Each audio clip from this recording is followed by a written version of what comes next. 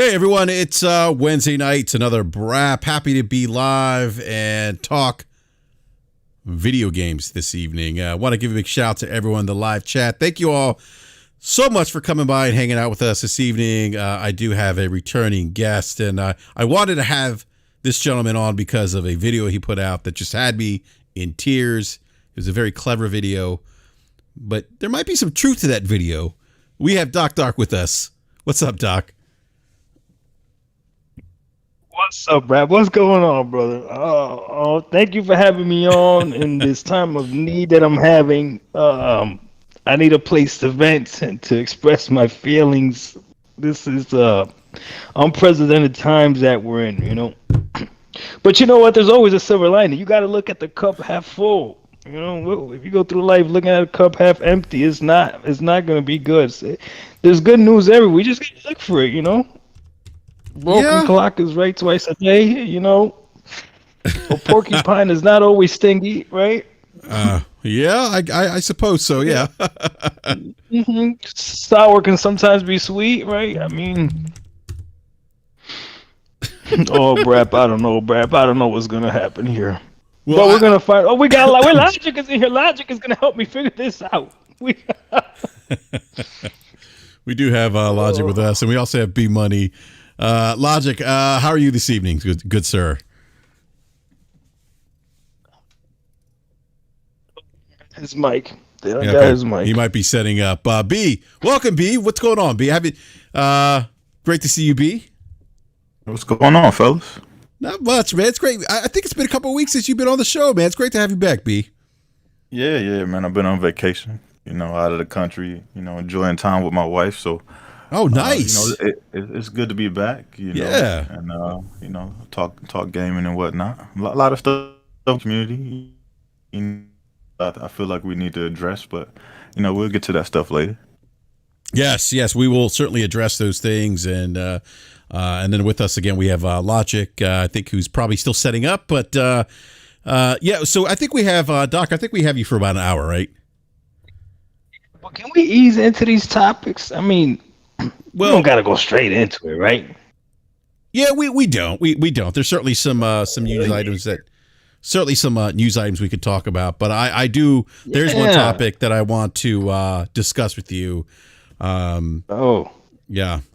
Which we discussed before we went live, and I hope I remember all the things that I said before you went live. This is the first podcast I've been on since all this news that's came out, right? Yes, no, it is. You're right. Yeah, you're the first one, BRAP. I'm doing it. This is exclusive. This is like when Andrew Tate came back. Oh my goodness. Yeah, we'll talk about televisions here in a little bit, but I do want. What's that? You have to do that. You'd have to do that. Well, we're going to talk about televisions.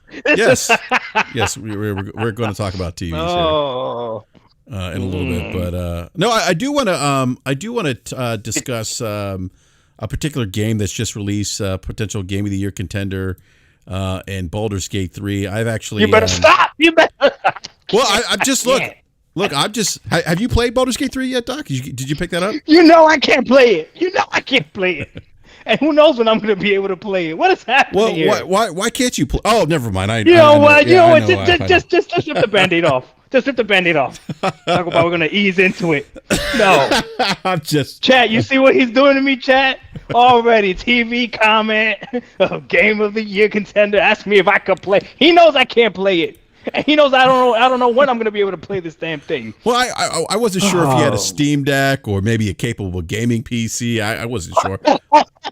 You on a roll. I got a capable gaming... I never want to assume anything, Doc, so...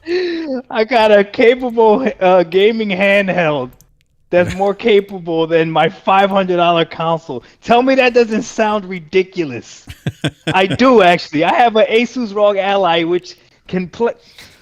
Well, there you go. You could probably play Baldur's Gate. I think you can. Can't you? Can you load the Steam app store? You can't. No, you can't. I can. Oh, you can. Okay, I can. Yes, I can. Yes. My Steam, my ROG Ally can play a game that my $500 console cannot. This doesn't even make any sense. How are we living in this time right now? Well, I mean, in fairness, Doc, I mean, that will eventually, you'll have the opportunity to play that Baldur's Gate 3 once lands. Well, I mean, once they're able to figure out the stuff with the Series S, I mean, that's you'll be able to play. What am I getting first? The patch or the game? The Redfall patch or the game? What am I getting first? Probably the Redfall patch at this point. I'm sorry. You don't even know. You're not sorry. You guys sorry, are all enjoying this, basking in this glory. I spent 3 years bashing PlayStation, and now look what Microsoft is doing to me. Now, all jokes aside, so I'm actually playing Baldur's Gate 3. It's got 97 Metacritic. Now, I will say this. It only has 14 reviews right now, so I'm going to take that with a grain of salt until we start seeing more reviews. It wouldn't surprise me if the Metacritic goes down a little bit, but... No, but you say you're liking it, right? You played it? Yeah, I'm really enjoying it. It's... Now, again, I have played... Many years ago, like 20-something years ago, I played the first Baldur's Gate, which really put Bioware on the map as a developer. And I actually meant to ask you, B, have you played any of the Baldur's Gate, or are you playing this one? I've played the old games. I haven't checked out this game yet, though. Just okay. I got back from vacation and really haven't had time to play much of anything. But yeah, I mean, just based on the reviews and what everybody's been putting on the timeline as far as the gaming clips and stuff, it definitely looks, worth the time of at least checking it out. I don't know how much I would get into it just because there's so many other games coming down the pipe in a lot the of next few games. Weeks. Yeah, and this game is supposed to be really, really long. So yeah, it is. Maybe a good holiday game. You know what I mean? When there's not really much going on.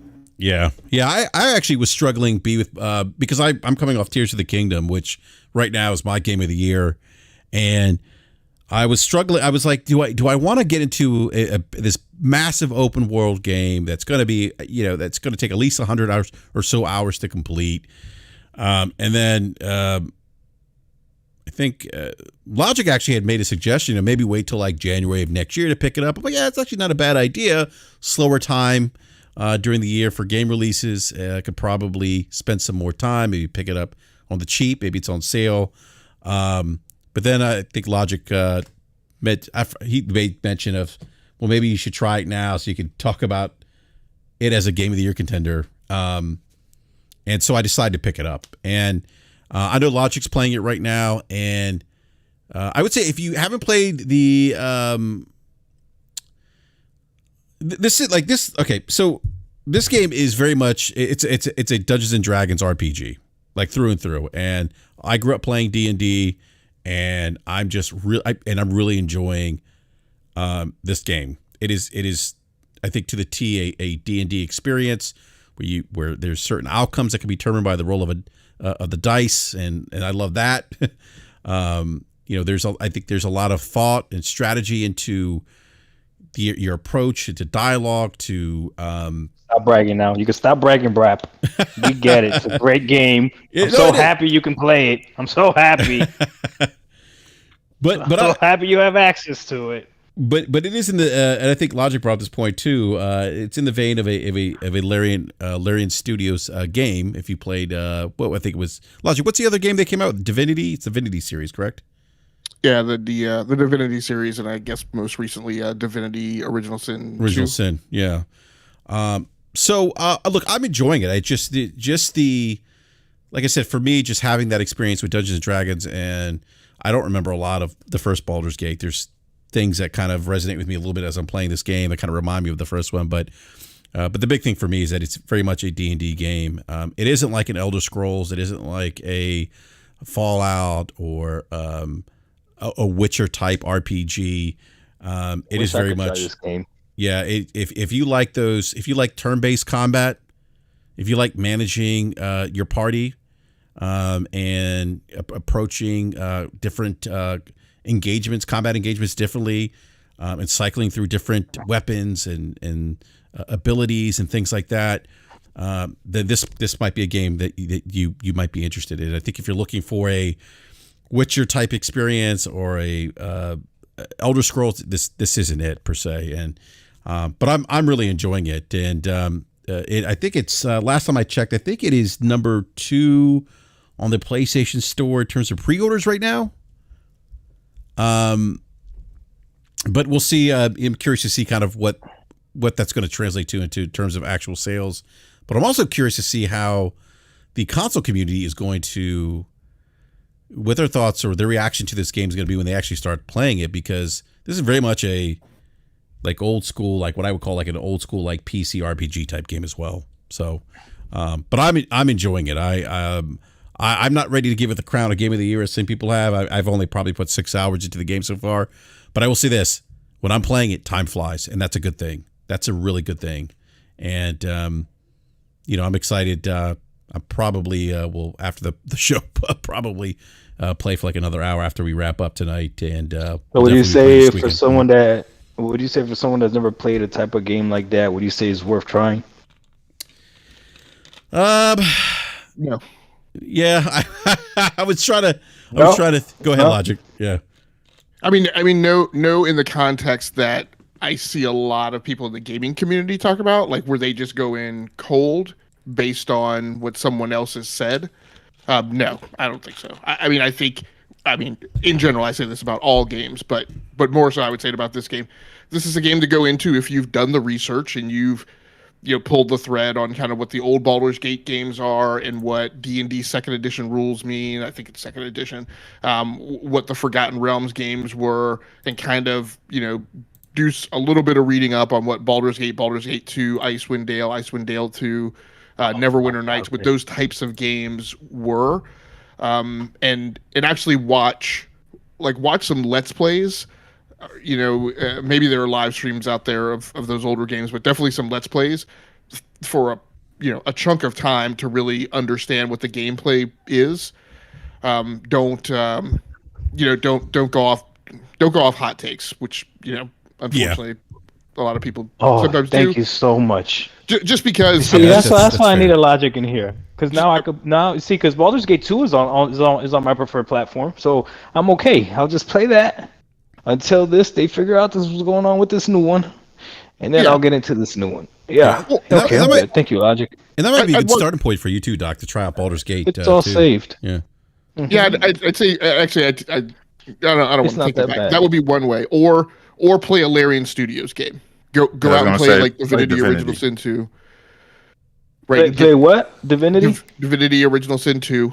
And get some time under your belt with that. Not a huge amount, because it's probably more akin to the recent Larian Studios games than it is even to the older BioWare, Black Isle, Forgotten Realms type games. And the reason I say that is because this is going to be kind of like people got like the wackadoodle with Diablo 4, where you had a lot of console players going at Diablo 4, a Diablo game kind of for the first time.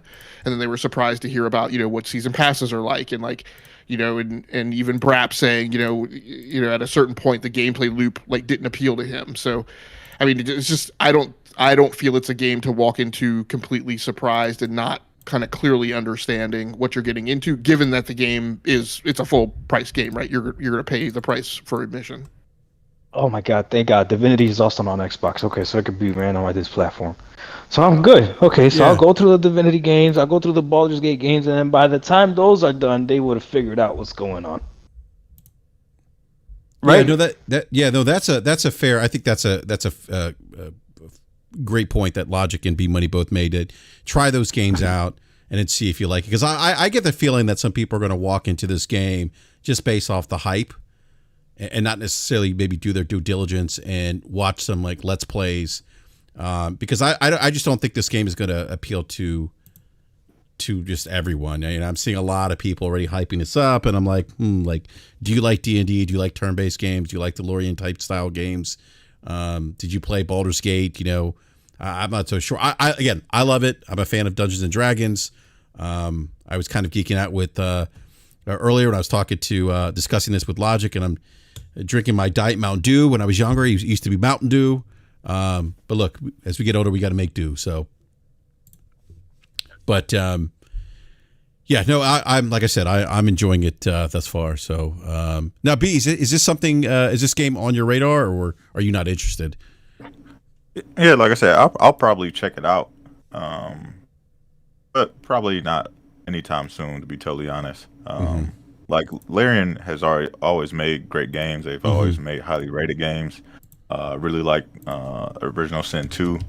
So like I said, I'll definitely check this out. But it's 2K's coming out in like a couple weeks, man. Like there's not many games that are going to be on my radar beyond that. You got to get that first month and a half in 2K. Learn the meta of the game and really kind of dig into that. So for me, a lot of these games are kind of just getting pushed to the side, and I'll focus on that.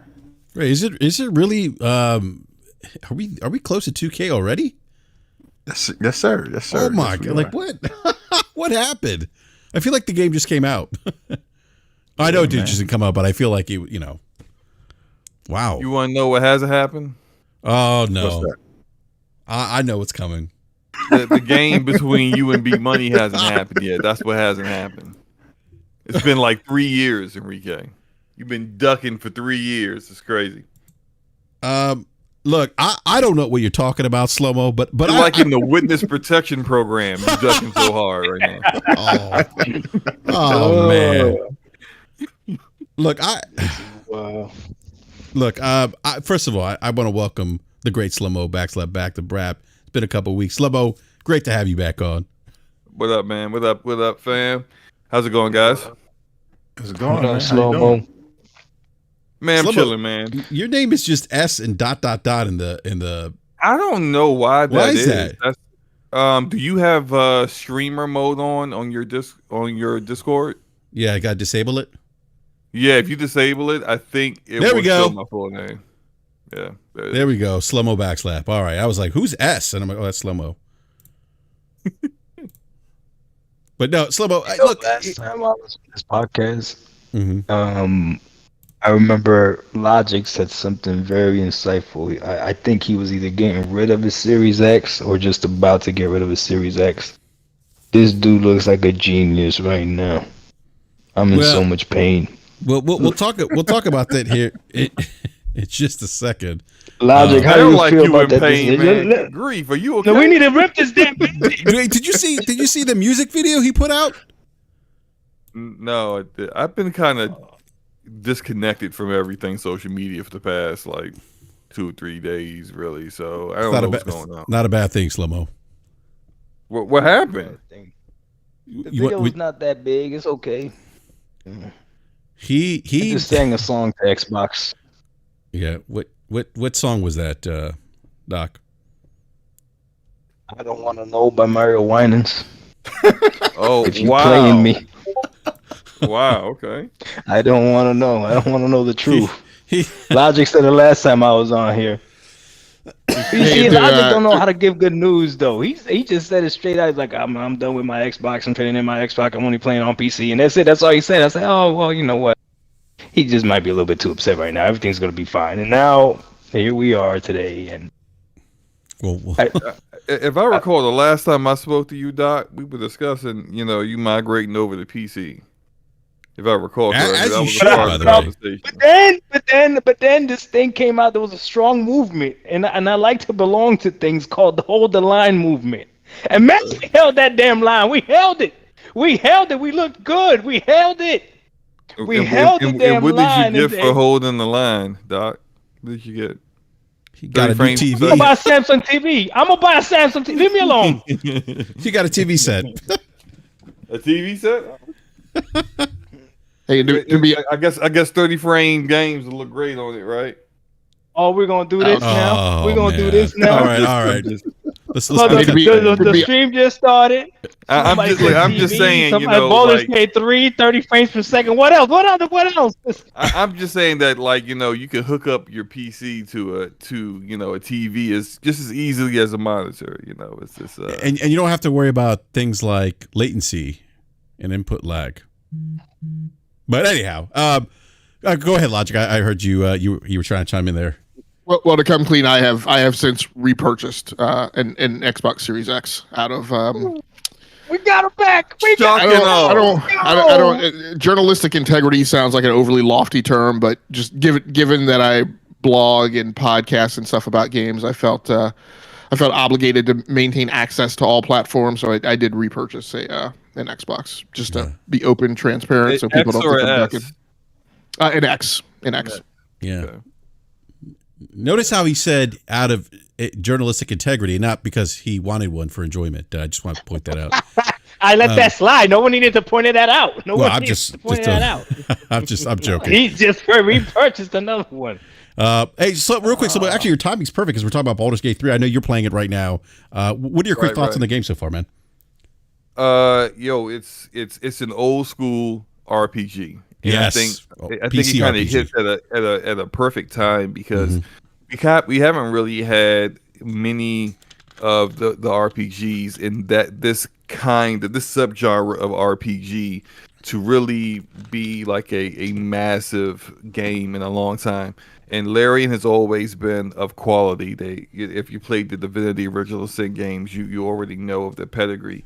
So this just really hits at the right moment, and it's a great game. I'm enjoying it so far. I do have to admit I kind of underestimated Larian on the story front. I'm just really enjoying all like the characters, how deep they are, all the various mechanics, and just the various ways that you can choose to accomplish a goal. Like it's not always just pull out your swords and your staffs and your spells and go to fight, which is not easy whatsoever. Like every fight not coming to my platform. Hey, say again. I'm so glad it's not coming to my platform. This doesn't sound like a game I want to try at all. Hey, not everything will be for everybody. Not everyone likes has the taste for that kind of palette. Like that kind of. No, game. I'm being sarcastic. I want to play this. You're describing this amazing. I'm being sarcastic. I want to play this damn game, but I can't. Yeah, you can. It's on I can't PC play on my preferred right platform. now. It's on PC right now. I mean, it actually runs pretty easily on PC too. It's a DX11 game. It's not even using DX12. That's so disrespectful. That's so disrespectful. You don't have to do that to the S. That's so it runs easy on PC. You don't have to do that. You see all these subtle shots? Chat, you see all these subtle shots? It runs easy on PC. All these subtle shots. I apologize. You know exactly what you're doing. That was a shot. I didn't know. It as I said, I've been disconnected, so I don't even think about some of the stuff that people are dealing with, and I'm just I'm running it at 4K, 120 frames per second. It's just it's bragging. great. We still bragging. I just assumed it would be fine everywhere. It's not fine everywhere. Is that the case? You better stop. Brap, mute him. Mute him, Brap. He knows exactly what he's doing. He as far as I can tell, Slow-Mo's talk. He's mentioning that that everywhere in terms of different PC builds. That's how I interpret it. Like I have a 3070. Oh, okay. I have a 3070. I'm not running it at 4K, but I'm I wasn't running DLSS on Ultra because I was getting when I was getting like 80 to 90 frames per second on Ultra settings. And then I turned on DLSS balance, and now I'm getting just a few tools missing. Yeah. I mean that tends to happen sometimes in game development, but I'm getting 120 now with DLS balance. But I'm sorry, Slomo. Go ahead. I didn't mean to hijack your thoughts on. No, no. Look, the whole thing with Xbox, it's fine. Look, the game is gonna. Larian made a decision to prioritize where they would make the bulk of their development time, put the bulk of their resources to, and they prioritize PC. Of course, I mean they're a PC first kind of developer. Makes sense. Then when it comes to it going to consoles, they chose to prioritize more towards PlayStation so that the PlayStation version would be ready. And then they're going to do the Xbox version. So. Like, it's coming early next year. If you are someone who's like, I ain't trying to wait for them to get that Xbox version out, there are options. You know, you could play it Slomo, now on did PC. you You hear could why? play it on PC next month. You know, if you're someone who don't care about Starfield, you know, like there are options to play the game. It's just you gotta. Lomo, did you hear choose why safely. it's not coming on Xbox yet? From what I've heard is, I mean, from what I saw the Larian dude say was they haven't had the time to just focus on it. It takes a little bit more time on Xbox right now. They said they can't figure out split screen on the Series S. Well, 343 couldn't figure out split screen either. So I mean, You need to stop. You see, this is Well, I mean, look. let's talk about. We can talk about it. Brad, we gotta talk about it now. No, y'all got me hyped now. No, we gotta talk about it. What am I gonna do? What am I gonna do? How I purchased the $500 console. I purchased the Series X. This game can run on the Series X, and they're not bringing it out because of Microsoft's dumb parity clause that it's got to run on the weaker console, on the Series S. And this thing got me thinking the same thing that you just said. Maybe we didn't get co-op freaking Halo because of the Series S as well, but they didn't have the guts to say it. Why do I gotta suffer? Well, that was also Xbox on doing? last gen too. So that was really about the fact that they made Yeah, they had they made last had gen, that yeah. running on the 2013 VCR Xbox too. So I mean that thing is makes the Series S look like a 4090. So But slow-mo, why? If the game could run on a PS5, the game could run on a Series X. If it can't run on a True. Series S, why don't they just delay it on the Series S and just let me play this game? You guys just spent a whole hour talking about how great and awesome this game is, and I'm sitting here looking at freaking Divinity. That's what I'm looking at. it's a good game. I want to play Baldur's Gate 3 too. I want to play Baldur's Gate 3 too. Divinity is an awesome game. I'm just saying. Oh, I gotta settle for less because I'm an Xbox gamer. The disrespect that Xbox is doing right now. You know, look. This is the way I look at it, Doc. If you only have one platform, you're already settling for less. Because whenever there are like hot games or awesome content or exciting content coming to other platforms, you're already going to miss out. Like if you're a PlayStation only gamer and you tend to enjoy Bethesda games, you're probably a little salty because you're not getting Starfield on your platform. So you gotta make a choice. I'm either going to have to buy an Xbox, or buy a PC in order to play this game. That's just the way of the industry. If you want to enjoy all the greatness that comes out, regardless of platform, regardless of developer or publisher, you need to put your hands in everything. You know, Got it. So I like that slow-mos. So what I'm hearing from you is don't that do it like hold Lizzo, the line. who puts her Xbox is hands still better. and stuff. She should put her hands in, but put your, like in a respectful way. Put your hands in everything. I hear you loud and clear. Hold the line. Xbox is still better. I got it. Thank you. So that's what I did. Slow-mo, I just want to give a big shout out to Gregor Von Doom, who said, every time a curb encounters slow-mo, it rolls critical. Oh, man. Oh, man. Gregor, That is man. funny. That is funny. By the way, slow-mo, to your point about Baldur's Gate 3 and the variety in dialogue and different approaches to different situations, I love that, man, especially when I'm trying to influence an outcome, outcome's the die, and you got to roll it. And it's like the anticipation of the outcome. And I don't know if you got to did you get to the town where I kept calling them trolls, but they're goblins, where the goblins are? Y'all still gonna talk about a game I can't play? Not the goblin camp, but did you get to that town? Yeah. I did. Wait a minute. Which town? Because the goblins are a little aggressive. And, So you get to there's a town where they just killed everyone. Yeah, that town. Yeah. that town. That one. Yes. Yes. You talk about when you open the barn. Yes, I was about to say that. Did you open the bar? Did you catch that? I saw that before it was all over social media. And I was like, what is happening? My face was like my characters' faces when they opened the barn and saw what they saw. I was like, on purpose. Chad, they're doing this on purpose. There's no way they're enjoying this game this much. They just want me to suffer. They just want me to suffer. That's all they're doing. Doc, You hear them laughing, Chad? I'll live stream it next time so you can enjoy it too. You better. You can watch it. Block you. I will block you. Doc, you ever heard that song "Window Shopper" by 50 Cent? Okay, look, Oh, that's the next video. There you go. Window gamer. Oh. Mad at me. I think I know why. There you go, Doc. There's your next video. Mad at Baldur's Gate because you can't give it a try, man. but Doc, I'm dead serious. Invest in the PC, even if you feel a little unsure about building it yourself. You could Okay, let's talk about that. You could go to Micro Center and have them build it for you. But I'm just saying, if you get a PC, you're gonna be able to get access to everything. Everything. Okay, if I get a PC though, I don't have the journalistic and strigulistic thing that Logic said he needed. So I would get rid of my X. Yeah, hey, do that then. And you also still have access to the Xbox ecosystem, Doc. Like you don't need the Series X. You have Game Pass there, and you get all the games. I mean, it's cheaper. It's cheaper. Yeah, but it's cheaper for the same content. Yeah. Gentlemen, my whole persona online was the Xbox console gamer. But what am I gonna do? But become a PC?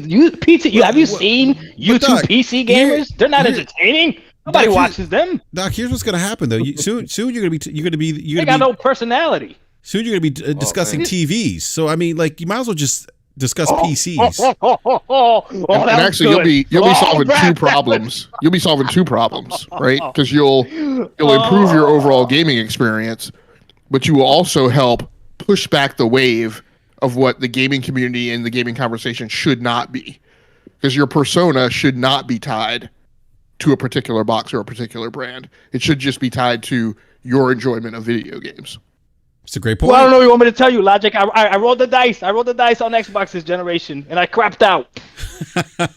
I think you know what I'm gonna do? I'm about to become a Samsung content creator. That's what I'm gonna do. Oh my god! And you can be the first in the pool, man. You can get lots of followers. I could. Hey, what's the Samsung Gaming Hub? There's levels to this. Right. That'll work. Oh my! All right, we're gonna get to the Samsung thing here in a minute because I know Doc's on limited time here, but I do want to. I'm sorry. Go ahead, Slobo. I cut you off. Any other thoughts on Baldur's Gate 3? Okay. I'm still fairly. I've played probably about 5 or 6 hours. Yeah, but me too. Super early in. Me too. Just because there's just so much to do, and I'm as usual. I got my hands in a whole lot of different games as well. I just finished helping my friend complete Remnant from the Ashes, the first one. And I'm also playing Remnant 2 with Luca and Forte. So it's just like my time isn't solely on Baldur's Gate, but I can just tell that even if it was, I wouldn't be much further along than I currently am right now. So it's that deep of a game. And it's kind of giving me Dragon Age Origins vibes. And if anyone knows me, knows that's one of my favorite RPGs of all time. And great game. Anything that kind of reminds me of that really has got its hold on me. So it doesn't even matter how many other games I'm playing. I'm definitely going to keep playing Baldur's Gate 3 until I complete it a few times, but more than likely a few times. That's usually how I like to roll. Because a game that's going to have this many endings, that's enough. That's enough. This is disgusting. I can't play this damn game.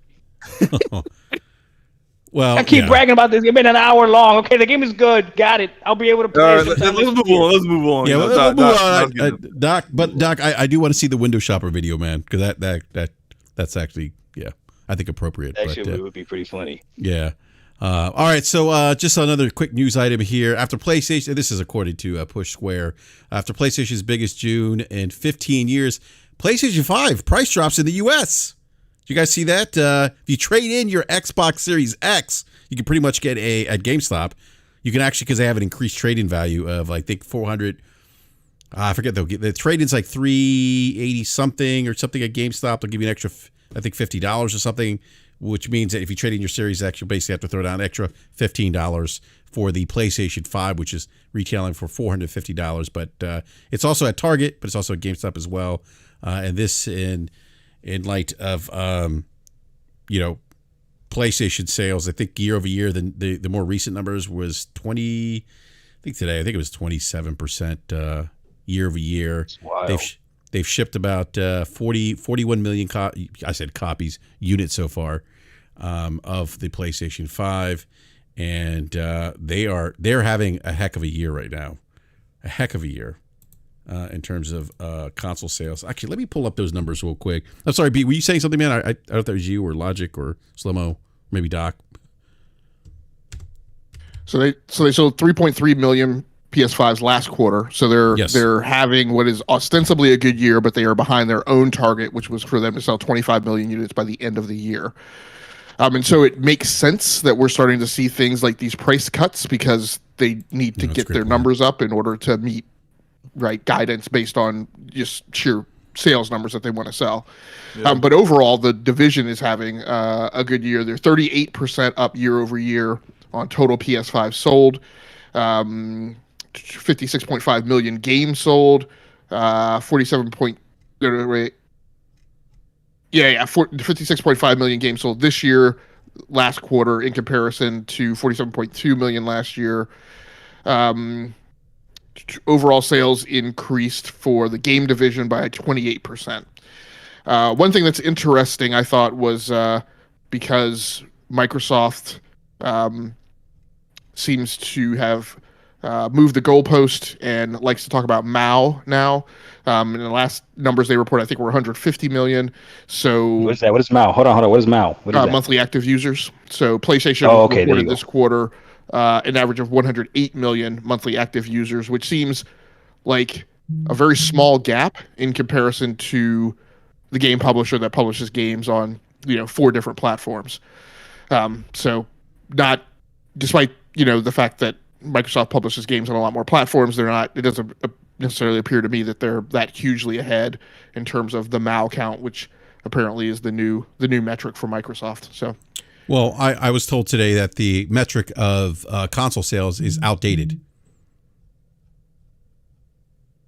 So I learned something new today. I will say tell them what you said. It was good. What's that, Doc? BRAP, tell him what you said when it was just me and you talking, because you brought up a good point. Because I would have argued that. No, that's you said. Yeah, it's not an outdated metric per se. It's Sony's metric that shows what they're It's not an outdated metric for Sony or for Nintendo. It's just that Microsoft is focused on services now, so that's their metric. Right. But it doesn't mean it's outdated for them. It's not outdated for Nintendo or Sony. Yeah, and they have a different business philosophy of how they approach this gaming industry than Microsoft does. And that's not going to change just because Microsoft has changed their approach to things. Yeah, which exactly. People need to respect that instead of expecting these platforms to kowtow to what some other platform is doing. Doesn't make any sense. Right. Yeah. And for me, I'll be honest, until I heard BRAP say that today when it was just me and him talking, I would have also been on the defensive and been like, oh, console sales don't really matter or because of XYZ, whatever. But when he said that, it resonated and it clicked. You see, it doesn't matter to Xbox because they were forced to change how they measure success. But Nintendo and Sony are doing perfectly fine with the old standard of selling consoles. And arguably, I mean, can you deny the success that Sony's having? Can you deny the success that Nintendo's having? Like, you can't, right? And right now, just mentioned is another eye. So if the metric that they're using is monthly active users and Sony is still accomplishing to stay within range, and the way they're doing it is still the old traditional method, how much longer does Microsoft have until they realize that, maybe it's not working? And now I'm speaking serious with you guys because this is a situation where already as a console gamer. Sorry, man. Go ahead, Doc. As a console gamer, I can already see that they don't really care about us. Maybe that's a little too harsh, but they definitely don't care about the Series X owner. Well, they don't care about the console owner as a sole reason that they drive. That's how they drive their business. So now, instead of the console being as important as it used to be, you're just lumped in with the mobile user. You're lumped in with the TV user. You're lumped in with the PC user. So it's all one melting pot. Whereas the two other brands are, they solely focus on console. And they do have mobile product and they do have games that are available on PC, but they still separate those and show importance to those different divisions, whereas as Microsoft has kind of lumped everybody into one. Yeah, But they haven't I agree lumped them with in you. equally though. That's the problem though. They haven't lumped us in equally. So like for instance, for me, I asked this question that no one was able to really is is the Series X really truly worth $200 more than the experience that I could get on an S? Is it really worth that? Because my argument would be this generation, Microsoft should have just came out with the S, and it would have been fine if they just would have been like, hey, we have a cheaper console version of you being able to play our games. But if you do want to play it the best way possible, just get yourself a PC. Instead, the Series X is sitting in this strange limbo where, yeah, it runs games at a higher resolution than the S, but is that worth an extra $200? Doc, Yeah, they it would have got runs killed for doing that, Doc. I'm gonna tell you why for they would have doing got what? killed for just releasing an S and that's it, and saying if you want more power, get a PC. There are a lot, and I say all the time, hey, just go to PC. And half the time I'm joking, but like honestly, there are just gamers who just have zero desire to game on PC, and it's understandable. There are people who have zero desire to ever game on mobile, and so on and so forth. Platforms are in different industries, different markets are what they are, but to the gamer that wants as much power as you can put into a small form factor like a console, to see that the PS5 is way more powerful than the Series S, and this is all you provide to the Xbox community, that demographic that's looking for a console that can do certain things like, hey, have a decent resolution while also maintaining 60 frames per second for the vast majority of your games, being able to do a lot of different things, then that causes people to be upset when you say just go to PC. It's just like for them, that's fine, because as far as they're concerned, you're still part of their ecosystem.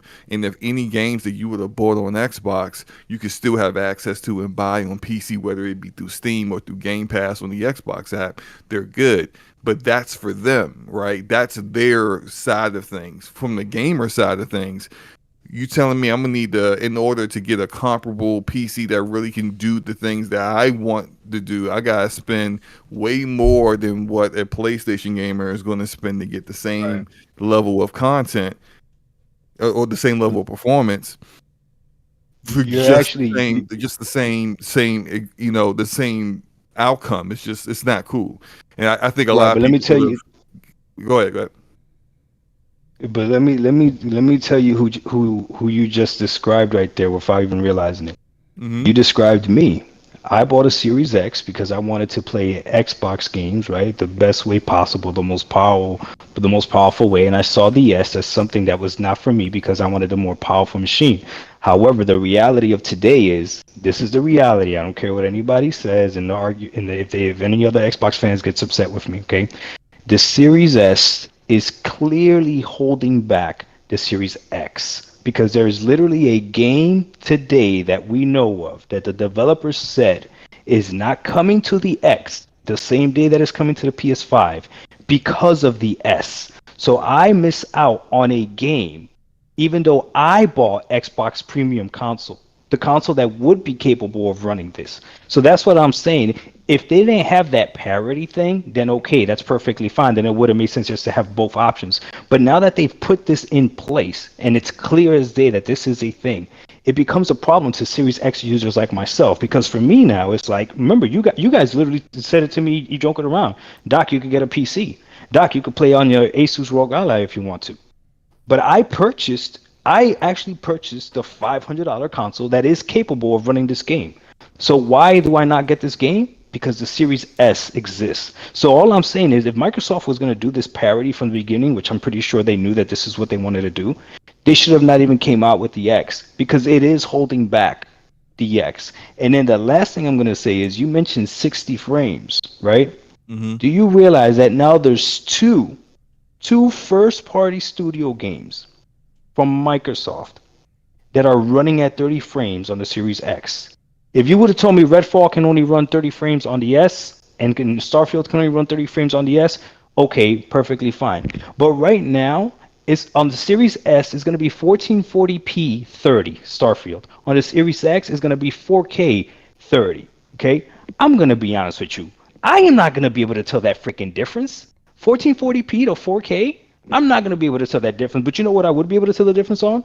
30 to 60 frames. Right, but I'm still only getting 30 frames. So again, right now I could argue that I would have been better off just getting an S, because the extra $200 that I spent on the Series X, right now I don't see the value in it. And that's where I feel disheartened with Xbox. That's where I'm hurt. That's why I made that video. Like, I don't want to know if you're playing me. And then to add icing on the cake, they had the nerve to promote Starfield on a TV.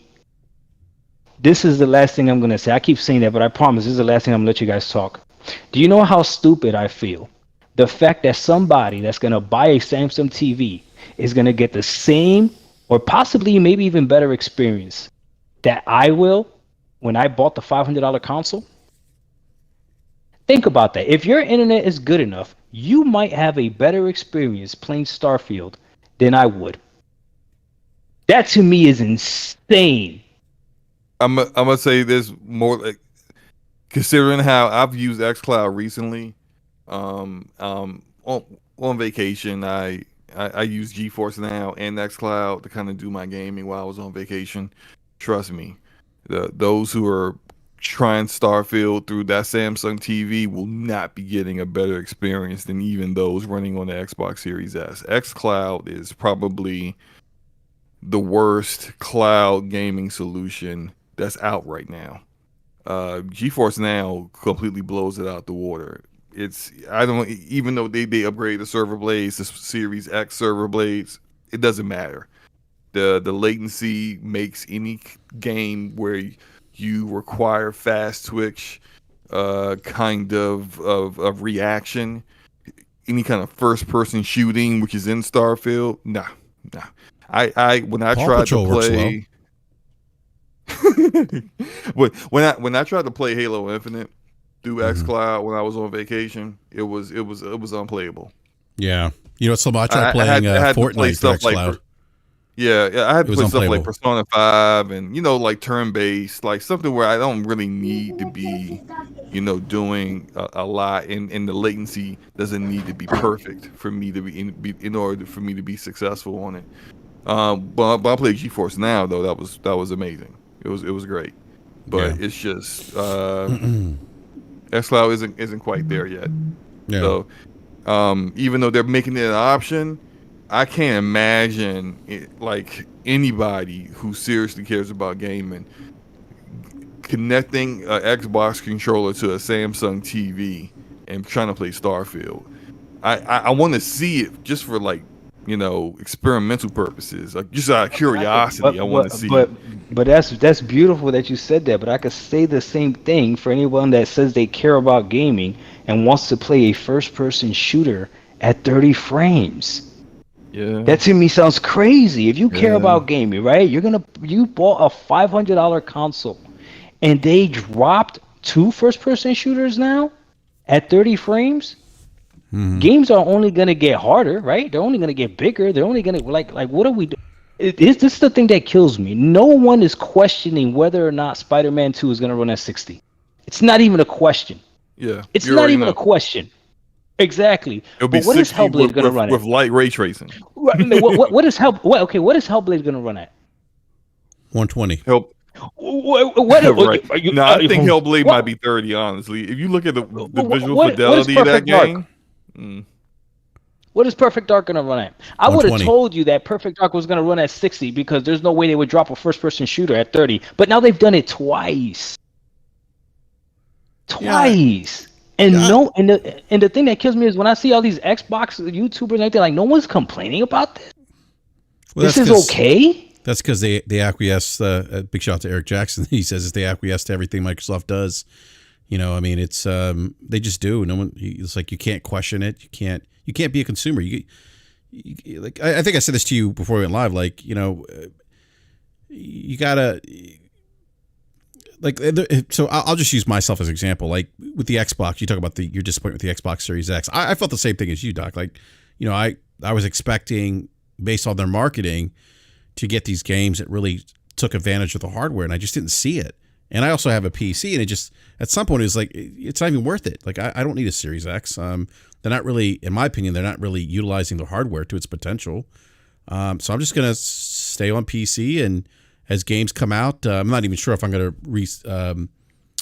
re-up my Game Pass subscription, but as games come out, then I'll if whether I'm in Game Pass still or not, I'll just buy them on a case by case and play them. In my opinion, play them on a platform that gives me the best experience with Xbox first party content, and that's on PC for me. Real quick, I do want to go back to the numbers that Logic brought up with PlayStation, because I was looking at the comparison between PlayStation Q1 numbers with PlayStation Hardware Plus is up 35%, network services up 17%, total gaming revenue for PlayStation Q1 up 33% compared to Xbox's last. I found this kind of interesting. Their Xbox's Q4, their last numbers for Xbox were Xbox hardware was down 13%, and content services was up 5%. Total gaming room was only up 1%. So I thought it was kind of interesting because there was an article, and I don't put too much weight in VG charts, but VG charts seemed to suggest with an article out, I think it was today, that the Xbox Series consoles may be trekking slightly behind the Xbox One now. In terms of where those consoles were 32 months into the life cycle. Well, that's my point. Like that was kind of an interesting stat. It's interesting for me, and I mentioned this to you, Doc, before we went live, that at this point in the life cycle, like I wouldn't expect hardware for the Xbox to be down 13%. I would think that there'd still be some growth there, but we haven't seen that. Again, I was told that that's an old statistic. Don't put too much weight in it. But I expect sales for Xboxes to go up when Starfield comes out. I mean, that's not like in massive droves or anything, but I do expect sales to tick up once Starfield drops because I mean it's a highly anticipated game. So if on consoles the only way to get it is going to be through an Xbox, I do think that will reverse the trend of their year-over-year console sales being in the negative. I think that will change for them, especially considering the way things were last year around this time, where the only first party game that you could be thinking about coming out around that time was what, Pentiment. So it's ridiculous how much this game has writing on it. It is ridiculous. Like this game is literally what's gonna could save Xbox, or it's completely. Like if Spider-Man 2 flops, Sony is still good. A lot of people are still over there satisfied. Got to see God of War running at 120 frames for no reason. The dude can't even jump, but Sony still did that for y'all. 120 frames for God of War. It's almost like a subtle flex. Like here you go. And now this game's gonna come out, and everything that you can do in this game and the scope of the game is the reason why technically it can't run at 60. So this game has to be amazing. And the other big game this year was supposed to be Redfall, and that flopped. And then the way that Phil Spencer came out there and said oh, we didn't know, or we didn't have our hands on it, we dropped the ball. It's almost like, dude, I know you play games, Phil. So did you not notice that this game was not up to par, was not good? And I feel like this generation, Doc, we haven't learned anything. Care. We keep overhyping games, man. Doc, we keep overhyping games, man. Doc, I keep telling people, I don't know, man. They don't care. They don't care because is Starfield going to be good, BRAP? I think it'll be good because of the pedigree at Bethesda. But regarding things like Redfall, the community doesn't care. They don't care. They don't care about what? They don't care about like games releasing like Redfall. Oh, and you think this Starfield is good? So Xbox doesn't care. In all fairness to Phil, he had to do a lot of trial prep for the FTC trial. I mean, he's got his minds on other things. But I mean, how long does it take to just play a game and be like, "Hey, yo, this is garbage"? Because when I played Redfall, I realized this was garbage after 10 minutes. Facts. It don't take very long for you to realize what are y'all doing, and or at the most when you finally play it, this is what we've been marketing and hyping up. I paid for a whole 5-minute Blur Studio trailer for this. I made it the one more thing at our E3, and this is what the game is. Like, or at least ask the question, why can't this run at 60? And we were gonna put it on the box. It's a whole different mentality, it seems, with Xbox leadership when it comes to content. Because I heard just today, I heard that PlayStation canceled a first party game that they had already had well into production and had spent $100 million on. They canceled a game they had already spent $100 million on because it wasn't up to snuff. That's crazy. If that was I told y'all that last year. Right, right. I told y'all they got games ready, and I don't know why they're not announced or why they're not out. I told y'all that last year. But that's an eye on quality, and that's an eye on your reputation, where you're like, we don't want to release this because it's not hitting the standard that we expect. We want people to think about PlayStation and our games and expect a certain level of standard. We don't want them to think Redfall when you think about our platform. We want them to think about Spider-Man, God of War, Horizon, Ghost of Tsushima. We want them to think about a certain level of quality and a certain type of game. So you cancel a game that doesn't do that. Once upon a time, Blizzard used to do the same thing. Blizzard originally was going to come out with a Destiny called, I forgot the name of what it was called. They felt it wasn't up to their level of standard of what a Blizzard game should be in terms of quality. They canceled it. Didn't matter how many years they spent on it. Didn't matter how much money they spent on it. We see with Redfall that, hey, we already spent all this money. Studio been working on this for years. Let's go ahead and just get it out there.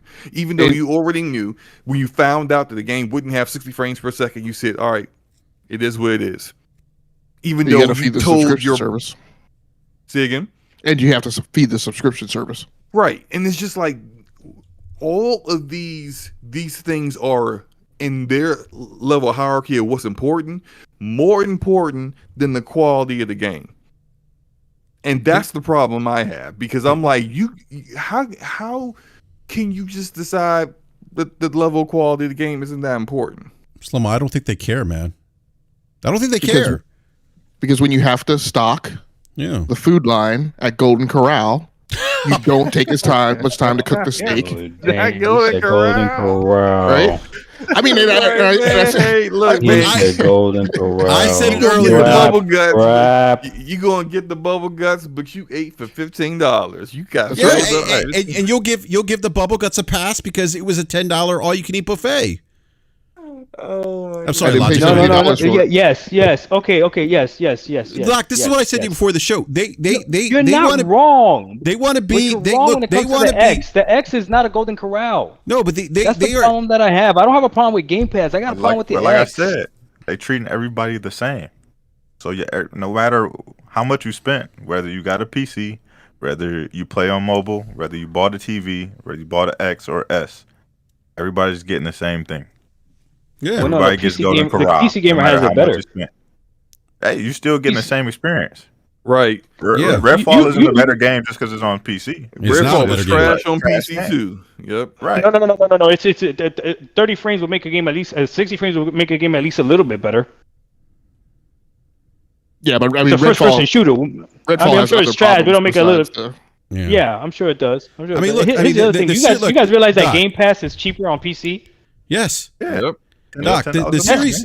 That's crazy. Doc, you know what the Series X is? I'll tell you what the Series X is. It's the Trojan horse. No, it's the Mercedes C-Class that's parked in front of the Golden Corral. No, it's the wife of broken promises. You know, when she tells you, when you guys go out to a date and everything, she's like, yeah, tonight, blah, blah, blah. And then she gets home and she's tired. That's what that shit is. That's what that shit is. And then you're like, God damn, you promised me all night.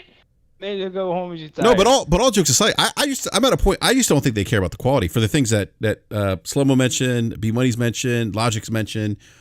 Look, and the community just, I don't think they care either. The chat or the conversation, Doc, has been what I've seen. I've seen this. I've been on and I've used social media as an example, like Twitter. I've been on gaming Twitter for 10 years. And B Money, you could definitely attest to this because you used to be part of a Xbox centric podcast many years ago, the Circle podcast, and I remember you had Phil Spencer on your show. You had Albert Pernella and some other people. On the show. I think you had Aaron Greenberg. But we had everybody, man. Yeah, you guys had everyone. You guys were the originators. Yeah. And but you could attest this, like that community, they will acquiesce to anything and everything that Microsoft says or the Xbox leadership says. And you see that the narrative has changed. First, it was power with that community. Now it's, we got the best value in gaming. So it's not about quality. It's about access to video games at a very, very cheap price. And what happens when you start? What happens when you introduce like value or low price points into products? Like, I think there's something to be said that you get what you pay for.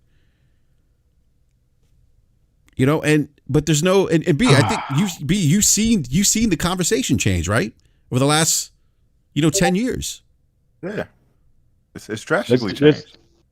So there's a lot of great games on Game Pass. We're not gonna act like there's not great games on Game Pass. The problem is the first party stuff from Xbox is proving the pony narrative right. Because right now you got Redfall.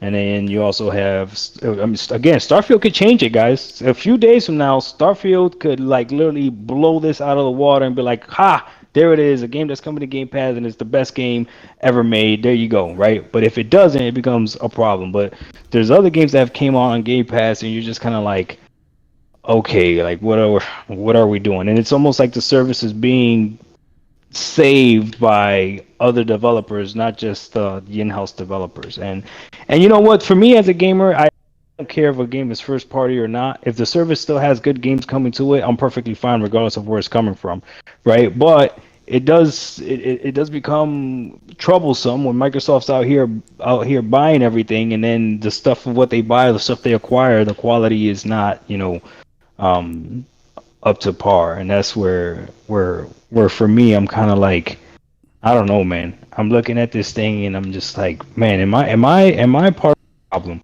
Because I'm really big on the subscription service thing, and it's like, am I part of the problem? Am I the one that's messing this up? But then on the other side, on the Sony side, I'll be honest with you, I don't really like what it's doing either. I don't care what you guys say. They keep recycling the same formula as well. The last 6 games have a bow and arrow in it. Like, come on, man, let's get rid of that stuff, Hey, Doc, I want to ask you, like, so I'm very familiar, and I've done a lot of soul searching with like what has been my curve with, when, where, and how, and what was the causality behind like my own perspective on when I was positive on Xbox versus when it started to turn south, right? And then like the point where like the straw broke the camel's back for me as a general consumer, because I live my life in multiple personalities, right? So I mentioned I have things that I do or choose to do because of the content that I try and create and the conversations that I try and have versus like what I would normally do as a consumer, right? As a normal consumer, I wouldn't buy more than one cell phone, right? But I do because I report on that stuff. So I have, consoles, that it don't necessarily reflect what I would buy as a consumer. Because the last time you were here, you were positive on Xbox, or at least you were. Maybe you felt like things were slipping, but you were still trying to kind of hold on. And a lot of what I went through, I had to go back and think about, despite the fact that I saw the Sega ship going down, I stayed on the Sega Titanic till the very end. So have you like thought through like when did things start turning south for you and what's different today in how you feel about Xbox than when you were here last time? Okay, so the biggest difference is Baldur's Gate 3. And it's not because it's a game that is up my genre or anything. It's what Baldur's Gate 3 represents, and it's what it has brought up to light, okay? Now, there's been plenty of developers that have quietly or loudly complained about the Series S, and we've always been able to point out to like, no, it's just the developer's fault, it's just the developer's fault, it's just the developer's fault. This is a situation, though, where an entire game is not coming because it can't run on the S. The other thing that also did this was when I saw them release the Xbox Series S 1 terabyte, right? So that also shows like, hey, they care about the low entry gamer a lot more than they care about a gamer like me. And you know, when somebody shows you who they are, at some point you got to start believing them, right? So this is what I know, or at least what I perceive, my perception, right? Sometimes perception is reality, sometimes it's not. I believe that every single game that they're developing, they are thinking about the Series S first, and then they just brute force it up onto the Xbox Series X. And I think third-party developers are doing the same thing as well. Okay, how do we get this thing to run on the Series S, and then they brute force it on the Series X? And that, to me, explains logically why you have games that seemingly should be running a lot better on a machine that has 12 teraflops than a PS5, yet it doesn't. It's because they're porting the Series S version to that Xbox Series X, and this Xbox Series X is just using the brute force to do it. Whereas what I believe is if they actually decided to make a game that was so technically advanced that the Series S couldn't even run on it because they didn't have enough RAM, it didn't have enough CPU power, like it just couldn't, it could only run on the X, we would have an amazing game. And I'm never, ever going to see that. This thing with Baldur's Gate 3 is what has me extremely worried because and it's the Samsung TVs, Doc. Oh, well, yeah, I was about to get to that too, but it's proof that the Series S is holding back the Series X. I'm not going to say that the Series S is holding back next generation, but it's holding back the Series X because of that parity clause. But here's the thing, Logic. This is why I haven't given up completely. Because it is a simple fix. Nintendo has already done it. Nintendo has this console called the Switch Lite. And there's games today, even though it's still a Switch, there's games today that you can't play on the Switch Lite. Nintendo's fine with that. If you purchase the cheaper Switch, there are experiences that you are not going to be able to experience because you purchased the cheaper Switch. That makes sense to me.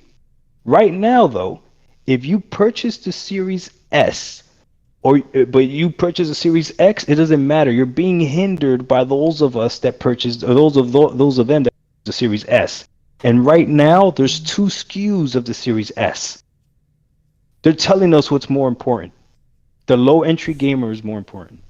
That's why I'm kind of like, Doc, that's what I was trying to tell you earlier. Did that make sense? Yeah, no, I agree. I think they're going after, my personal opinion, I think they're going after a different gamer, different demographic of gamer that has different needs, different requirements. That's just, and they're not speaking to me anymore. They're just not. Like, I think they're going for that gamer that wants to eat at the Golden Corral. And that's not me. I don't eat at the Golden Corral. You know, that's not the kind of experience that I want, that I'm looking for. Well, the crappy thing that Doc brought up. Hold on. I got a problem with that analogy, though. Hold on. I'm sorry, Brad. I got a problem with that analogy, okay? Because here's the thing, right? Mm-hmm. When I go to Golden Corral, I know that I'm going to eat at Golden Corral. I park in that parking lot. I go inside. I know what I'm getting. Yeah, that's why I don't go there anymore. Golden Corral doesn't. Yeah, right. Golden Corral doesn't pretend to be something that it's not. Oh, I see. The Series X is pretending. The Series X is pretending to be something that it's not. It has a beautiful outside exterior, but the food inside is a Series S food. You get what I'm saying? So that's the problem that I have. So at least a Golden Corral, you could see the freaking giant words from a mile away. Here's a Golden Corral. Come here and eat if you wish, right? The Series X does not pose itself as that. It poses itself as a premium machine. Power your dreams. I can't power my dreams. My dreams are powered by the Series S. I'm not powering nothing, and no one can tell me anything different. Baldur's Gate 3 proves that. And again, I see people in the chat talking about nobody cares about this game. It's the principle of what this game represents. Because nobody now Microsoft has whoa. Who's saying nobody? Somebody said that. Somebody said that in the chat. Hold on, let me see if I see it. Nobody cares about. I mean, it's Baldur's Gate 3. Somebody said that. These games that no one cares about. And I don't know if he's referring exactly to what Doc is saying. Yeah, okay. That's the only game I've been bringing up. The number one pre-ordered game on PlayStation. It has more concurrent players playing it right now on Steam than Hogwarts Legacy did. It's a big game. It's a big game. But I think what Doc, but even if it wasn't, yeah. I think what you're describing too, Doc, it kind of speaks to like when I talked about Xbox's last quarter numbers, where like total gaming revenue is only up 1%. You know, hardware's down 13%. Contact services only up 5%. You contrast to where Sony is with total game revenue being up 33%. So Sony's gaming revenue is up almost a third over Microsoft's. Like, and I think it speaks to what we've talked about in the show, and B, we talked about this on Twitter earlier today when someone was like, why do people keep saying Xbox has no games when they do? It's like, no, we're not saying they don't have games. But what did we say earlier, B, about what that really means? It means that they don't have noteworthy games. They don't have games that people are talking about. They don't have games that are in the news that people are discussing. You know what I mean? That's what that means. It's not they don't have literally any games, because that statement couldn't be true about anything. That couldn't be true about a Ouya. There's games on a Ouya. You know what I mean? But when people say that there's no games on Xbox, or they make that statement, that's what they're talking about. There's no noteworthy games. And yes, you know what I mean, they have these flash in the pan games that people talk about for a week and then they disappear, and then you look at the stats and nobody's completing these games. Like, that's not what, you know, those games don't matter, because obviously they didn't matter to the people on that platform. So when we say there's no games, that's what we're talking about. Yeah.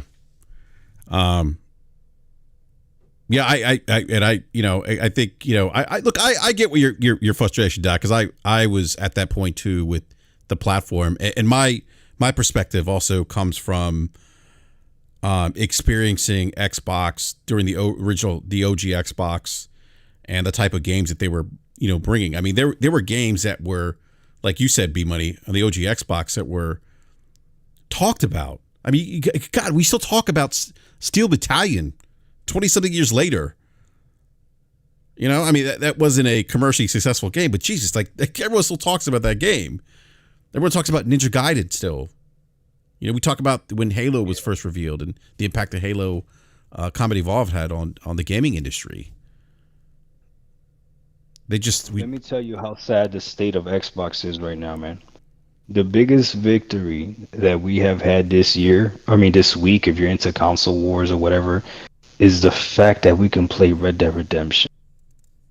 That's incredible to me, man. That's incredible. Like, that people were using that as like a gotcha moment to like PS5 and Nintendo fans. The best version of Red Dead Redemption is already on Xbox thanks to backwards compatibility. Like, that's the least this freaking console could do. That's the least this console could do, man. And again, my biggest problem is with the X. I need to make sure you guys are clear with that, because if I would have purchased an S, I would have been fine with what I'm getting, because I would have expected it.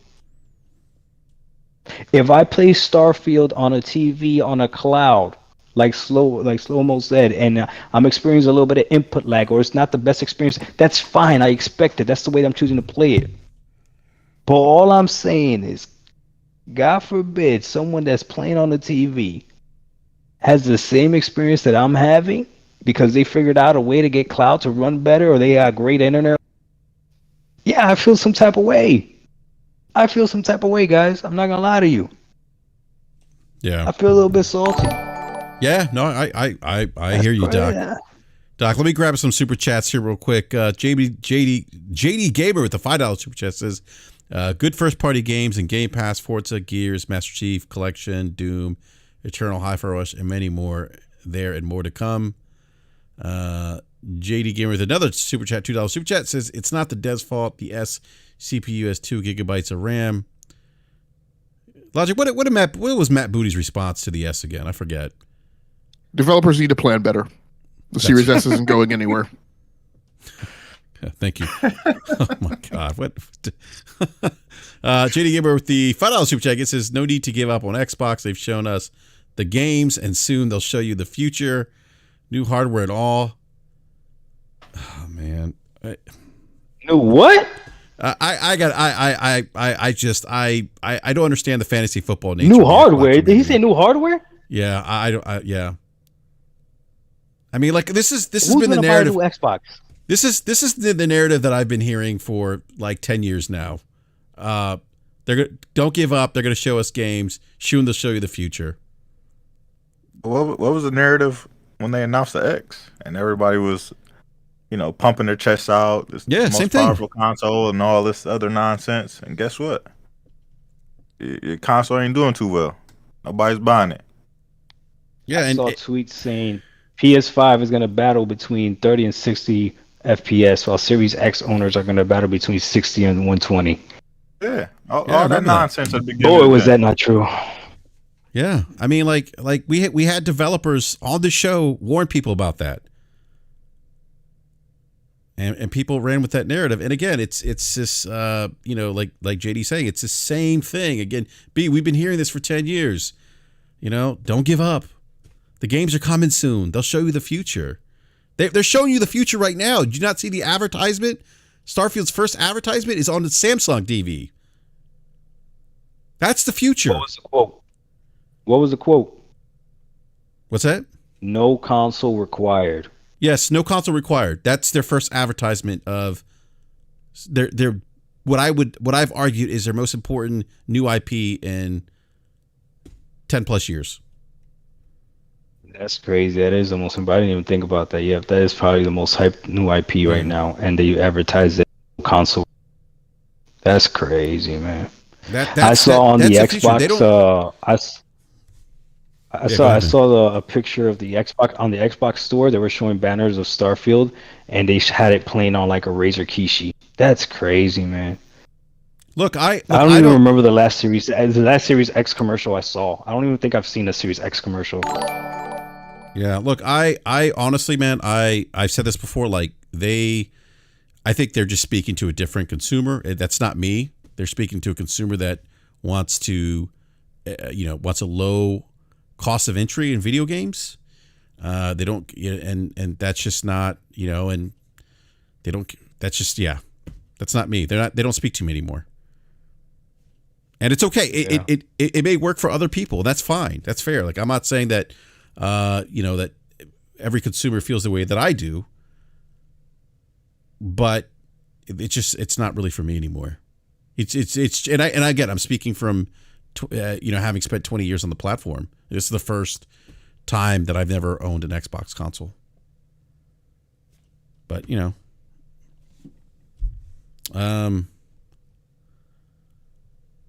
me go to the super chat again. JD gave it for another $5 super chat. Says no need to give up on Xbox. They've shown us the games. Oh, no, I already read that. Sorry. No, it's $2 super chat, JD Gamer. No, they've already shown us the games. Thank you for that super chat. What games, JD? What games? What games? Because there's a game that they showed us and we got to play. We got to play Redfall. I'll give them Hi-Fi Rush. Hi-Fi Rush was amazing. I'll give them that. That was a lot of fun. But what are the games? I'm telling you, there's so much writing on Starfield. It's not even funny. Yeah, do you guys so much? And Starfield can't just be good. You know that, right? Starfield can't just be good. Starfield has to be great.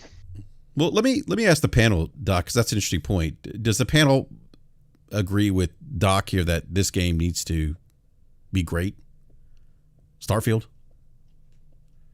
Yeah. You gotta have a system seller. You have to have or in this case, a platform seller, a draw to the platform where gamers, whether they are Xbox gamers or just gamers in general, look at and say, "I have to play that.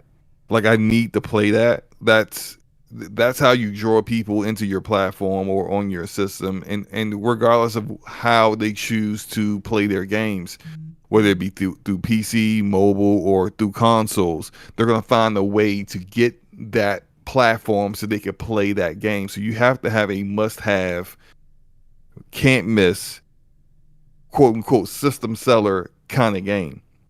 You have to have that. And currently right now, you could say they don't have that.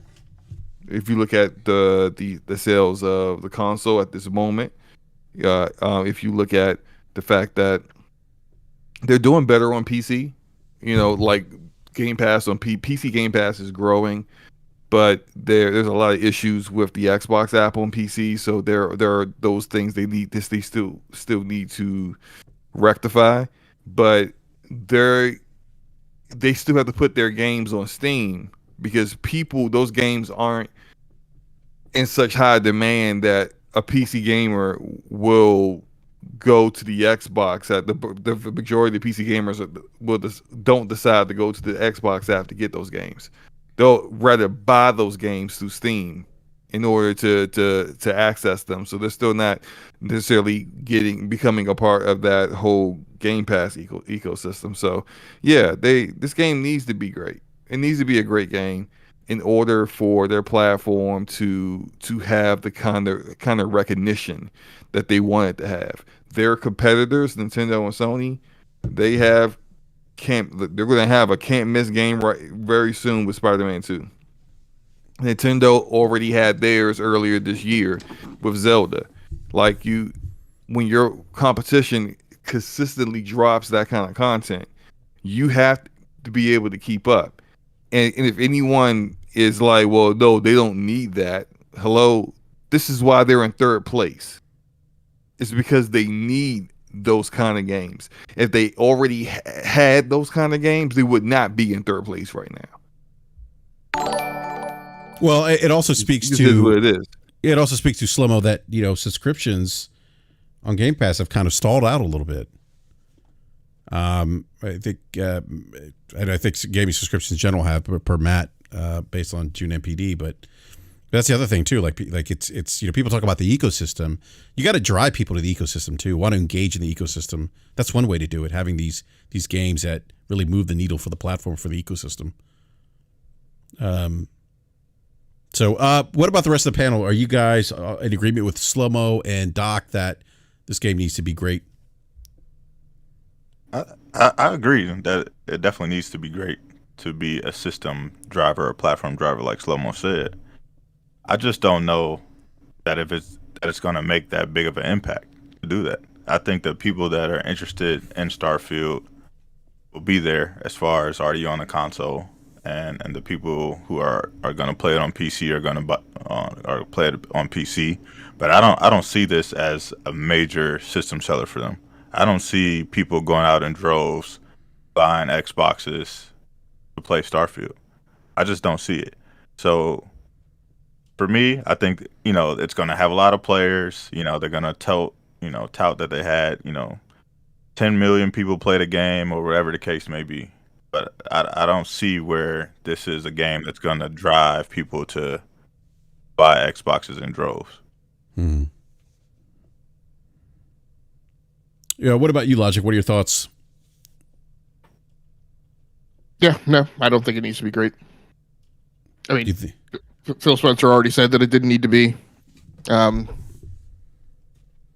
it's already said that if the game's an 11 out of 10, it's not going to drive. Right, it's not going to help them catch up on console sales.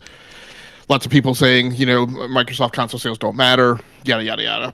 And I kind of constantly point back to, having lived through Windows Phone, right, when Microsoft showed its hand and showed that its priority was, how well it was deploying its software on Android and iOS, and despite the fact that they then bought Nokia, and then, shut that division down, fired all those employees. Because the writing was on the wall beforehand that their care for the platform was starting to ebb, because it was starting to not be in alignment with their strategy, right? That Satya was still kind of making the course change on to prioritize software over hardware, and that's there's nothing wrong with that strategy. But we look at the things that they talk about, and they talk about deploying games that raise up large communities. They talk about, we mentioned all the platforms that they're on, but especially, Doc mentioned, not necessarily wanting the same experience that all those other people on other platforms have.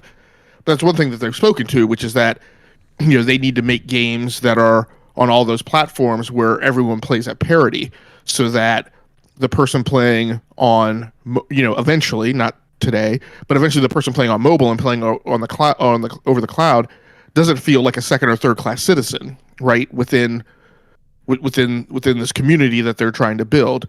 And so eventually they're going to skate towards having games that they are able to get working at parity, which probably means, not necessarily having games that are the most performant, right?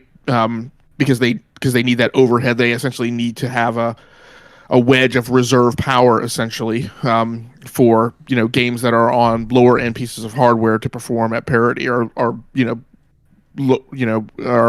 operating on lower end workloads. So I mean, at the end of the day, I don't think Starfield is a game that lets all the air out of the bag. It's just another release in their subscription service that will do well or won't do well. But I don't think they're particularly concerned with how many consoles they sell at the end of the day. They're following a loss leader strategy to attempt to gain market share. They're appealing to a customer whose priority is low cost of access, and with all the financial strength that they have, they just don't need to be responded to the same metrics and KPIs that other businesses do. I think that's good for Microsoft. I don't necessarily think that's good for gamers if you're a certain type of gamer or in a certain demographic. That's right. That's a great point, Logic. That's kind of what I was thinking. I think they're going after, like I said earlier, I think they're going after a different type of gamer. That's not me. And that's fine. That's fair. I mean, they can do that. And I understand that there's other people that have different requirements than I do. But gosh, I forgot that Phil Spencer kind of more or less kind of shrugged off, Starfield. It could be 11 out of 10, but it's not going to move the needle. I'm like, wait a minute. Like, shouldn't you want it to move the needle? Like, that was kind of an odd take. But let me grab some additional super chats here. JD Gamer, the $5 super chat says, sorry, don't agree about Starfield. Many PlayStation fans have declared that this Xbox game must be perfect. It doesn't need to do that. It just needs to be good. And then JD Gamer, another super chat, $2 super chat says, when did NPD start tracking Game Pass numbers? Now they're tracking subscription spend. Thank you for that super chat. I mean, Microsoft has reported Game Pass subscription numbers. I mean, they haven't done so for a very long time, and they had a large gap between when they reported them in January of 2022 and the most recent reporting. And they've gone in several quarters to reporting they've gone up by X percentage, or they've gone up by X amount of dollars. But of course, that's always doesn't mean anything when they don't have the baseline that it's in reference to. And NPD does not, as far as I could tell, as far as I've read, doesn't report subscription numbers, but they still get that data. It's just that whatever their arrangement is with the different corporations, they're not authorized to release it. But Matt Piscatella, Braid, has reported that he's looking at the subscription numbers and has reported that they've, in general, slowed down across the entire industry. Yeah, he did say that. He said that spend has gone up in like premium game releases, so big AAA games.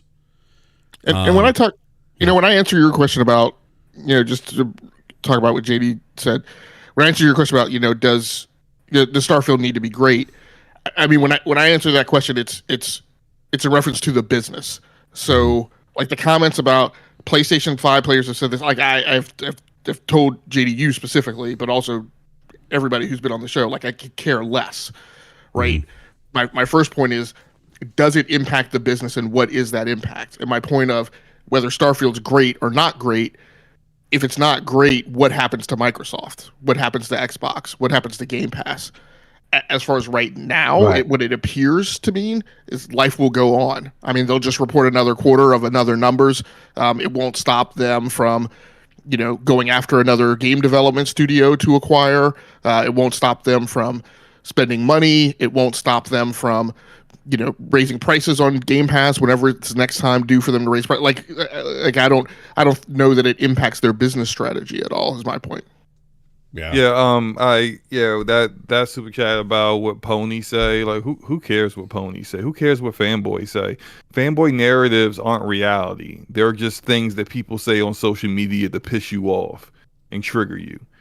And if you continue to keep listening to what they say, they are accomplishing their goal. No one said that Starfield had to be perfect.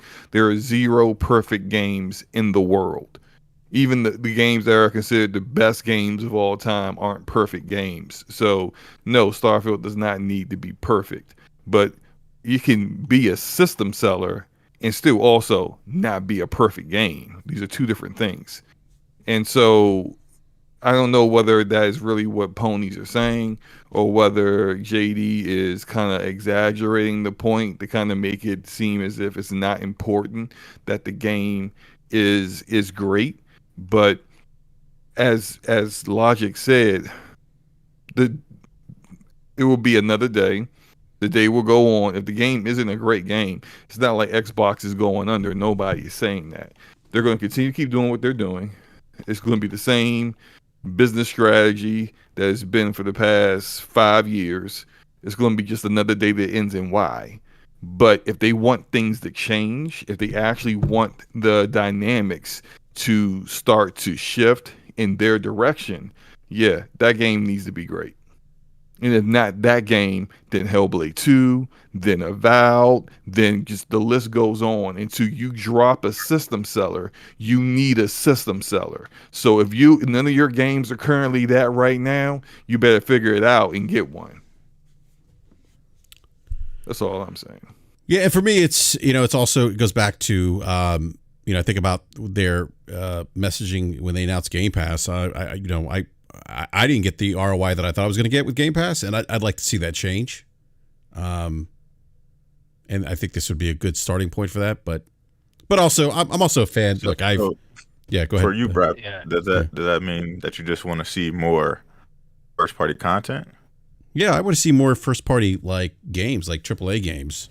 They bought a lot of these studios, and I remember when they talked about Game Pass, and I think shortly after Game Pass, I think like Halo 5 and maybe Forza released, within proximity to one another, and I thought wow, that's great. Like this is the potential Game Pass, and with the studio acquisitions they made,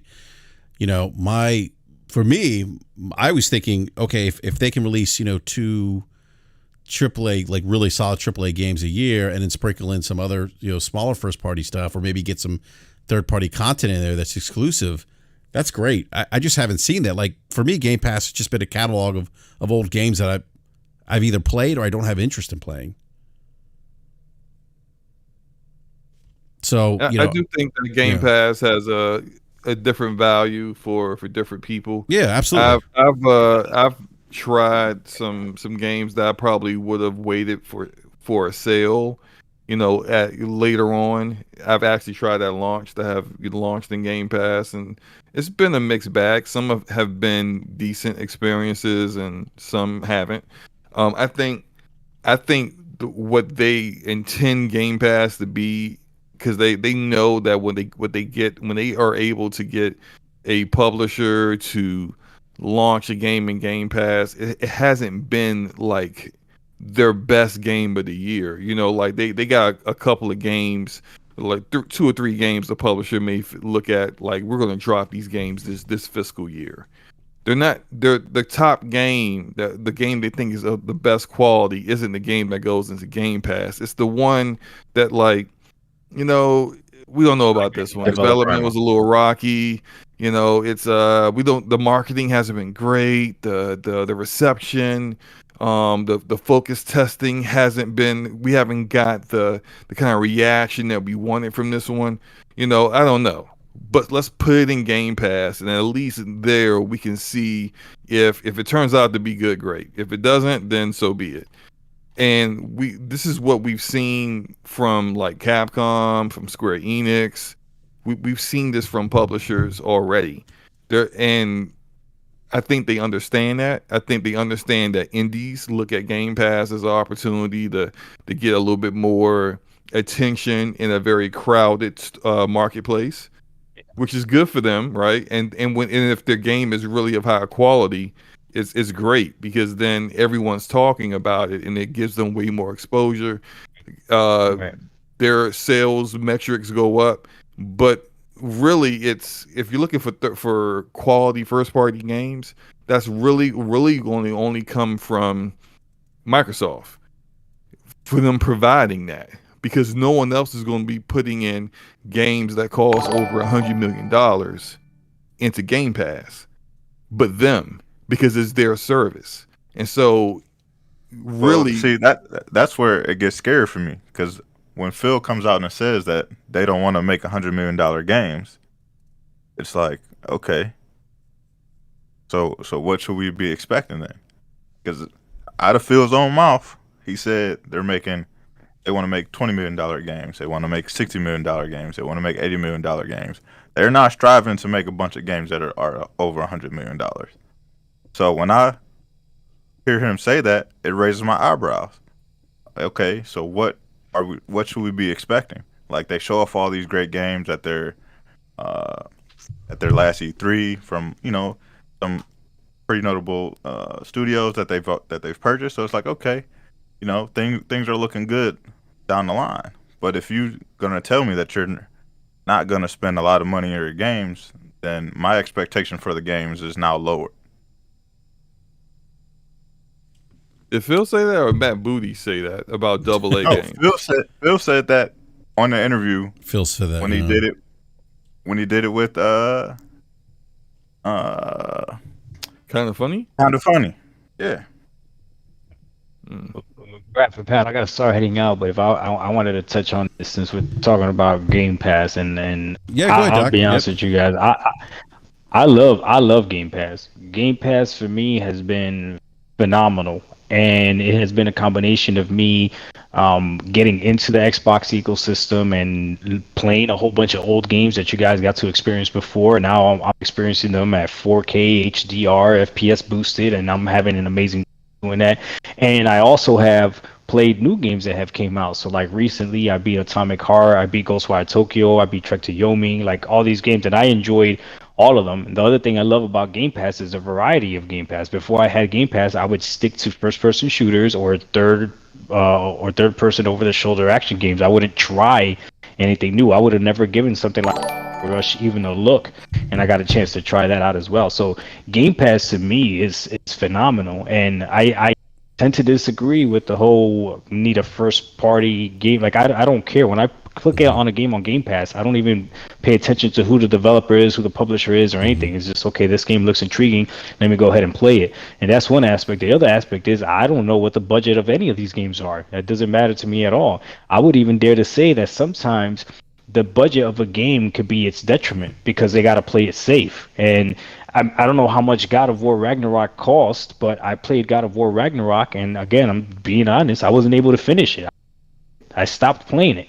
The next game I played after God of War Ragnarok, right now I'm playing Midnight Fight Express, and I'm having more fun with that than God of War Ragnarok. And I know that's going to sound blasphemous, but I'm letting you know what my experience is as a gamer. So just because the game was expensive to make or it looks beautiful or whatever means really nothing to me. So my problem with Microsoft is not Game Pass. Game Pass is phenomenal. My only problem with Microsoft is that they have proven that the console gamer specifically means nothing. And I like the way you guys explained it. Whoever it was that said that they just want parity across everything, or I think it was you, Logic, that said that. And I think that's, yeah, I can see that. And it's unfortunate though, because I feel like I've been lied to. I have a $500 console that I arguably could have had the same experience with the $300 console. So why did I purchase it? Not only that, you could buy a Series S for $150 off of OfferUp right now. You know what I mean? So it's like, why did I purchase this console? There's no real need for me to have an X. And I'm looking at the X right now. It's just, it looks nice, it looks pretty, but it's being held by the S. So that's my problem with Microsoft. And because they're leaving behind the console gamer, which is arguably their hardcore fan, it's a gamble I think they're taking with a fickle fan base that is just a low tier, casual gamer or whatever. Because when they see a better deal or better offer somewhere else, they're just gonna move to that other offer. So those are my 2 cents. Well, Doc, I appreciate that perspective. I mean, like I said, but that speaks to consumers just having different requirements for different products, and I mean, that's certainly a fair assessment, based on, your needs as a consumer. Yeah. So, but as always, guys, I appreciate you guys having me on. BRAP, thank you so much for inviting me on, man. I expect a video window what's window gamer. Oh my god, that's hell. They're gonna hate me, man. I can't do that back to back. You got to do every it. Time I do something like that, man, the Xbox come at me, man. They call me a pony bot. That's the worst insult ever. To be called a pony bot. Because that's like you're not even a pony, you're not a bot, you're like in between. Doc, Kid Smooth's been getting crushed for that too. You know that, right? Doc, this is what you need to do, man. You put out the video. If they come at you, you say, look, there's levels to this. And then you know what you do? You go out, you buy your high-end PC, you take a picture, be like, and you do what I did. Take a picture of your high-end PC with the RGBs on, turn to green, and you take a picture of that, post it on Twitter, and then put hashtag the real Xbox. Damn, ain't that the truth, man? The real Series X. That's what we'll get a PC and call it the real Series X. That's but all right, fellas, I appreciate you guys. Thank you. Yeah, thank you, Doc. Appreciate it, man. All right, let me get these super chats here real quick. By the way, I got one more thing. Go ahead. You ready? I did this whole podcast from the Discord on Xbox. There you go. That's right. There's levels to this. That's right. Can't do it on a PlayStation. Damn ponies. All right, guys. Well, the Discord implementation is better on Xbox. So, all right. Let me grab these super chats real quick. JD Gamer with another super chat, $10 super chat says, panel, a better question is what happens when Microsoft has acquired all the studios that he thinks it needs when it has Bethesda, ABK, Square, Take-Two, Sega, and others when the most popular IP is on Xbox. So JD Gamer, I guess what happens when the Wizards finally win a championship? I don't know. I mean, I don't first of all, all those, why would we? I guess the issue I have with that question is that's that would speak to mass consolidation, and that's not good for consumers. Period. I just don't understand the fantasy football mindset with picking up publishers. It's just, I don't know. Well, the other question I asked is why is the hypothesis that those are all the studios that Xbox needs? They don't need them. Ostensibly, yeah. I mean, I assume you're making that argument around a metric, around an effects-driven result, which is that what they need to do ostensibly is they need to close a $9 billion revenue gap between themselves and Sony in the gaming industry, and they've essentially largely closed that gap by the acquisition of Activision Blizzard. Just if you linear, sum the total amount of revenue that ATVI makes and what Microsoft makes. So by adding all of those additional studios, what is that to do? I mean, I've run calculations on what they need to do in terms of rigging a production pipeline that gives them the resilience to have studios miss due to delays and still put out 4 AAA games every single year. But in Matt Booty's comments in interviews after the June showcase, he didn't talk about the old strategy, the 2020 strategy of needing to put out 4 AAA first-party games per year. He talked about just putting out 4 games per year, period. And when he talked about 2023 being representative of that, he included things like Hi-Fi Rush, and what was the Minecraft game that came out this year? Dungeons, Legends, and Minecraft Dungeons. Yeah, Legends too. Yeah. So again, I mean, everyone's free to be the type of consumer that they want. When I look at games that I want and games that I want to play and things that in my head move the needle for me, those things are not Hi-Fi Rush and Minecraft Dungeons. So if the rubric for Microsoft is to acquire all the studios that you talked about, which would give them far more studios than I calculate that they need to maintain that type of battle rhythm, and to still put out things of the caliber of Hi-Fi Rush and Minecraft Dungeons and say those 2 games count towards the 4 we want to get out per year, that's not achieving what I personally want. And again, that's going down the path of them spending billions of dollars to acquire studios to still follow a strategy that we've talked about all night, which is that their strategy is to appeal to the demographic of the addressable market that's hyper focused on low cost of access. I didn't have time and I didn't choose to go back on doc with what he mentioned, but he says he has no problems with Game Pass. But my point is that when Game Pass is a significant strategy driver for them, and that is the way in which they are appealing to the market through low cost of access, then needing to make Game Pass go becomes a thing that their strategy starts to pinwheel around. And in order to make Game Pass go for a customer demographic that's concerned about low cost of access, you don't have to put out games that have budgets of $200 million. And if that's, and Doc mentioned, and apparently there's a large part of the consumer base of Microsoft. If that doesn't matter to you, if that's irrelevant to you, that's fine. But then I go back to, that's when we talk about enshittification and devaluing the industry. And that's what I've talked about before, which is that you have a rising tide and rising numbers of people who are non-discriminatory consumers who they don't mind buying a Chevy Aveo. So you can flood the market with Chevy Aveos. They don't care, right? They're not out looking for Teslas or Mercedes or Beamers, and that's fine. But the people who have to be concerned are the people who are looking for those products at that end of the market, right? And stand to not have them or have them in lesser supply. And when you talk about the hypothesis of enshittification, right, that's what you really start looking at, right? Which is a large, financially formidable middle player, essentially pitting consumers wanting low cost of access against suppliers and driving the suppliers to offer products at lower costs because that's what their consumer base wants. And so the suppliers start building lower cost products via various means, right? Shaving costs off, cutting corners, however you want to look at it, but they start driving that down. And then once that player has control of the market, that player then raises prices. However, they're now raising their own prices, and so all of that value is flowing to them, not to necessarily to the suppliers. So there will wind up being negative consequences on the suppliers. Your consumers who wanted the low cost of access, they're satisfied, but all of the other consumers who wanted different things out of the market aren't.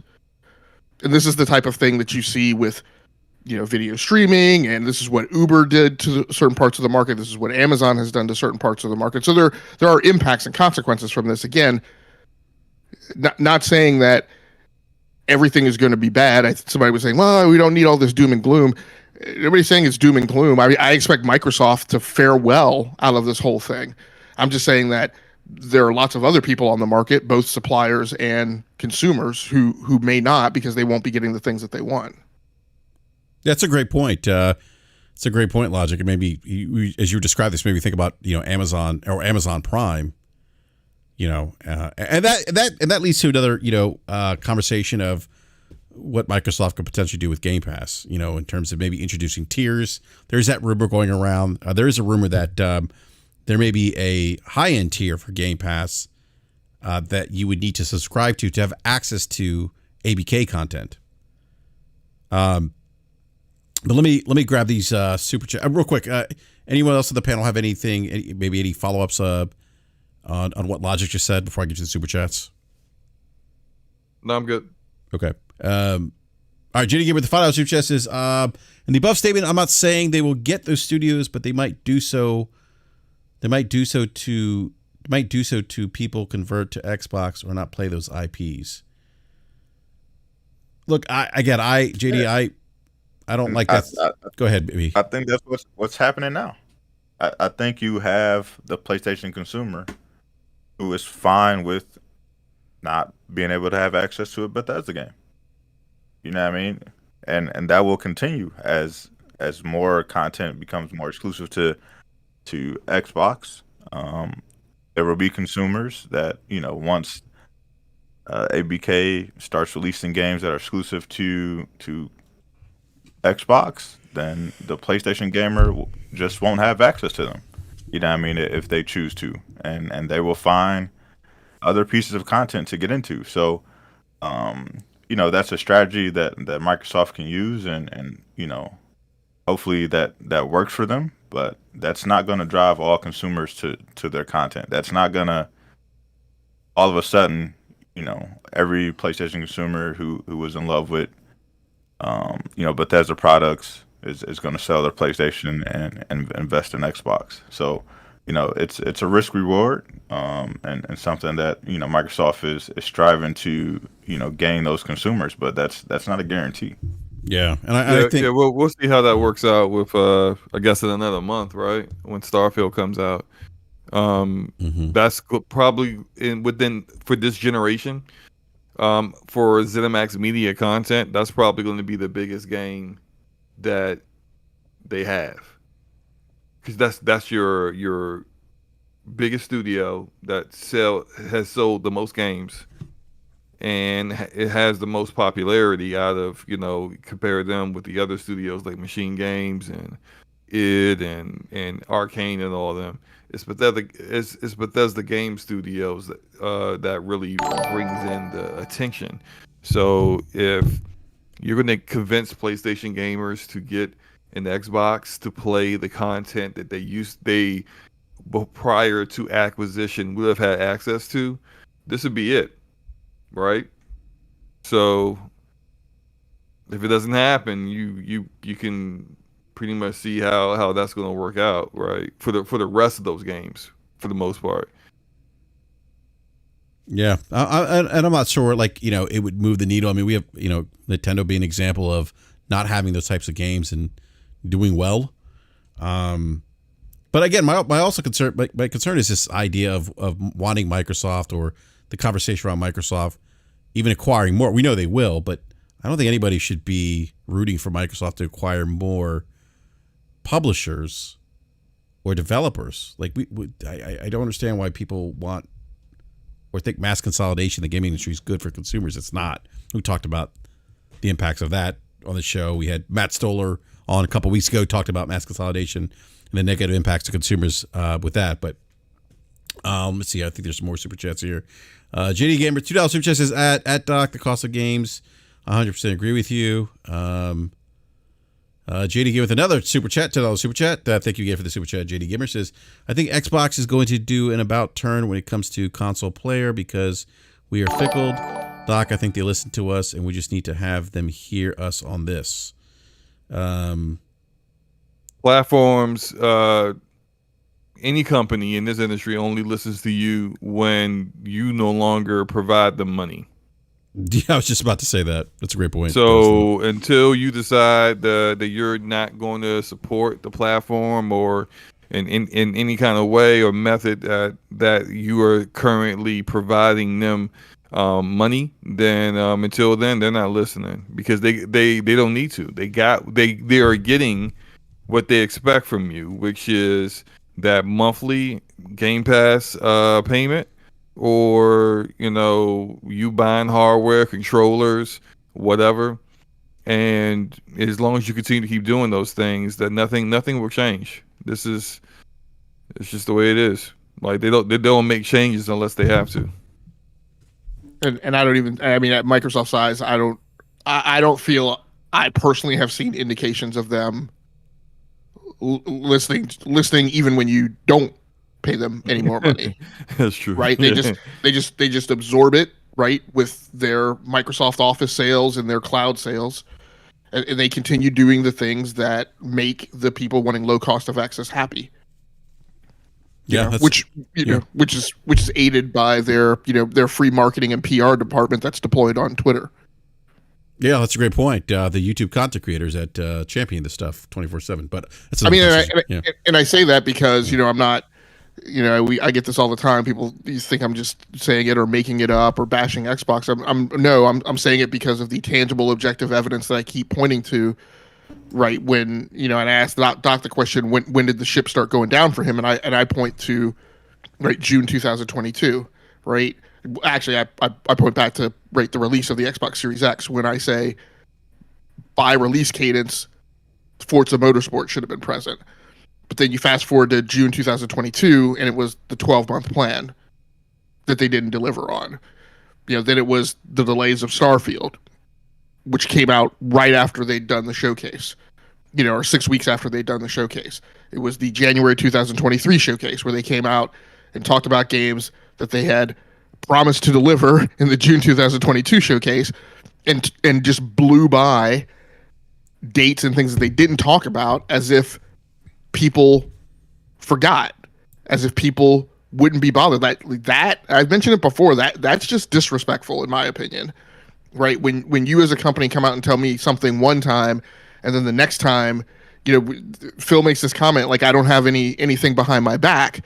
I'm like, no, dude. When you come out and you skate by something that you said last time, as if you didn't say it and you didn't need to address it, you didn't need to address the elephant in the room, right? That is hiding something behind your back, right?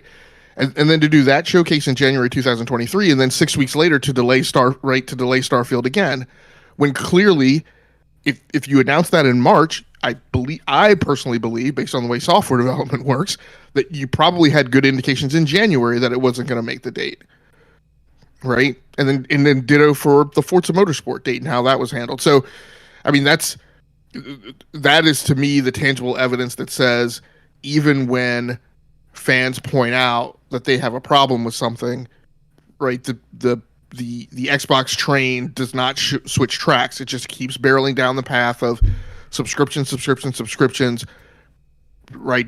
AA games, right? In my opinion, right? Or, games that don't move the needle, games that aren't of the same caliber as games that are in the other portfolio that get good sales numbers, good review scores, and track and good awards, right? From the DICE Awards, which are awards that are provided by the industry.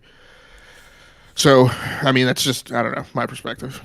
Yeah, I'm going to grab the super chat from JD Gamer. It says, Hi-Fi Rush, Minecraft Dungeons will exist on the same platform. $10 super chat, by the way. Thank you again, JD. Will exist on the same platform as Starfield, Avowed, Hellblade, Perfect Dark. This is not just a low-cost proposition. It's a balance. Everything is available a la carte. Then JD Gamer, the $5 super chat says, panel predictions, will PlayStation maintain its market share through next gen, or will a resurgent Xbox whittle away at that market share? I mean, I guess if you go by trends, I guess you would imagine PlayStation would maintain its market share.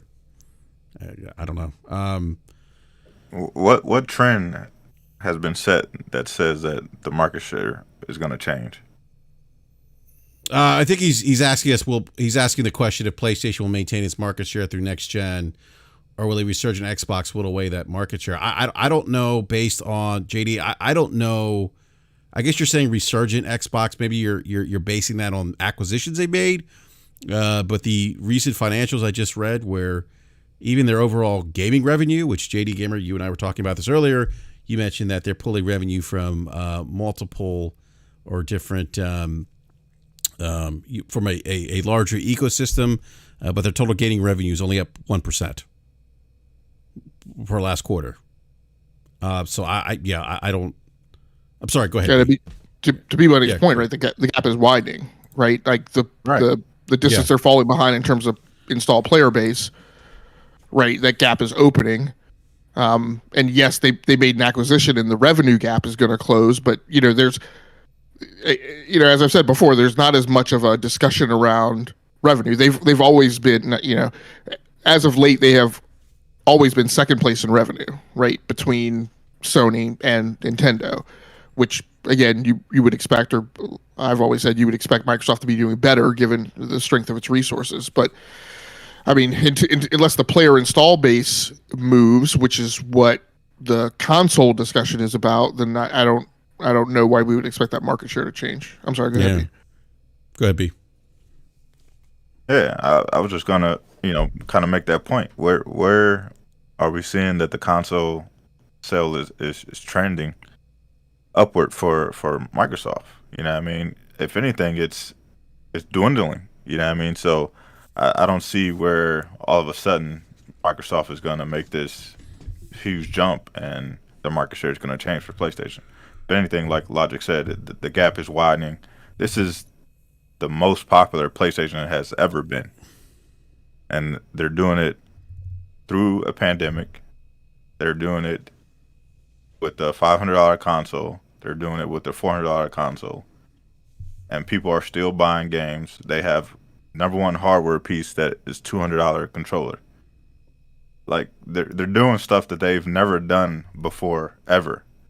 So the market share is just continuing to grow for a brand that's been around for as long as it has.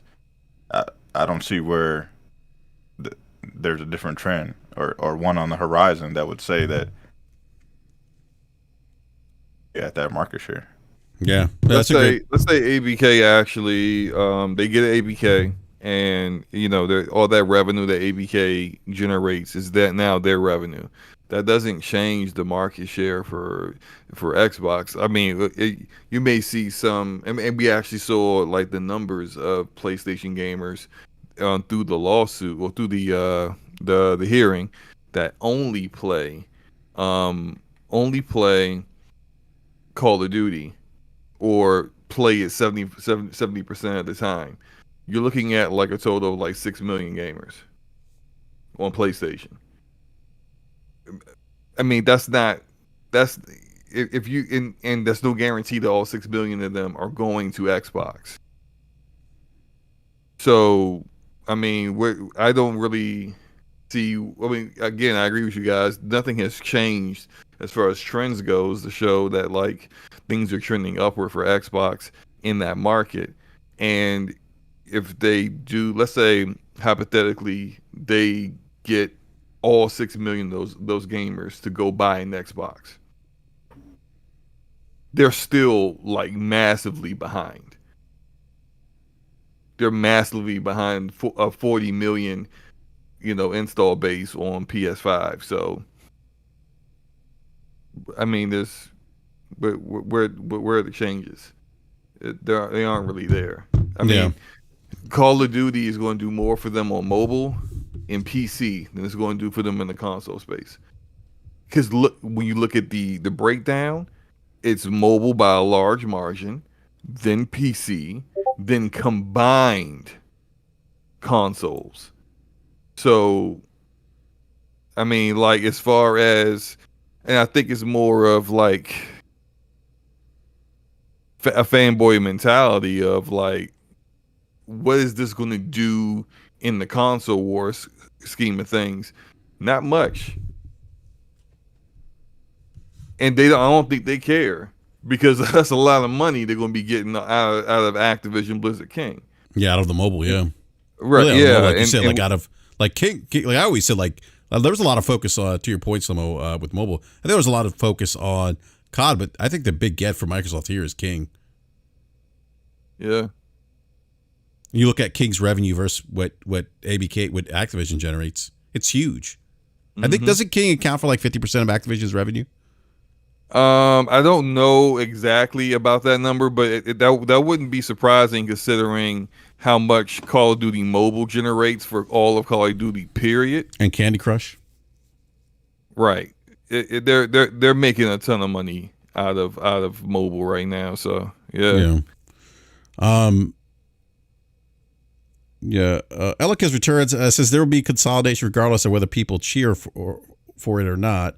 So perhaps arguments makes no sense. No, I mean, why would you just roll over and not voice concern over mass consolidation? Like that's, I mean, why be complacent? I guess I mean, I don't think that. I've always been, and I've said this before, that I feel like the market will organically course correct itself with all this consolidation and stuff going on. Like people think, well, if Microsoft doesn't acquire it, then Tencent will. There's no guarantee that Tencent will be able to acquire someone like Take-Two, and that the FTC will allow it. Those are things. People are just making up those scenarios, though, Slow. Like, what if Apple buys them? I mean, like, it's why would Apple be able to do it, but Microsoft wouldn't?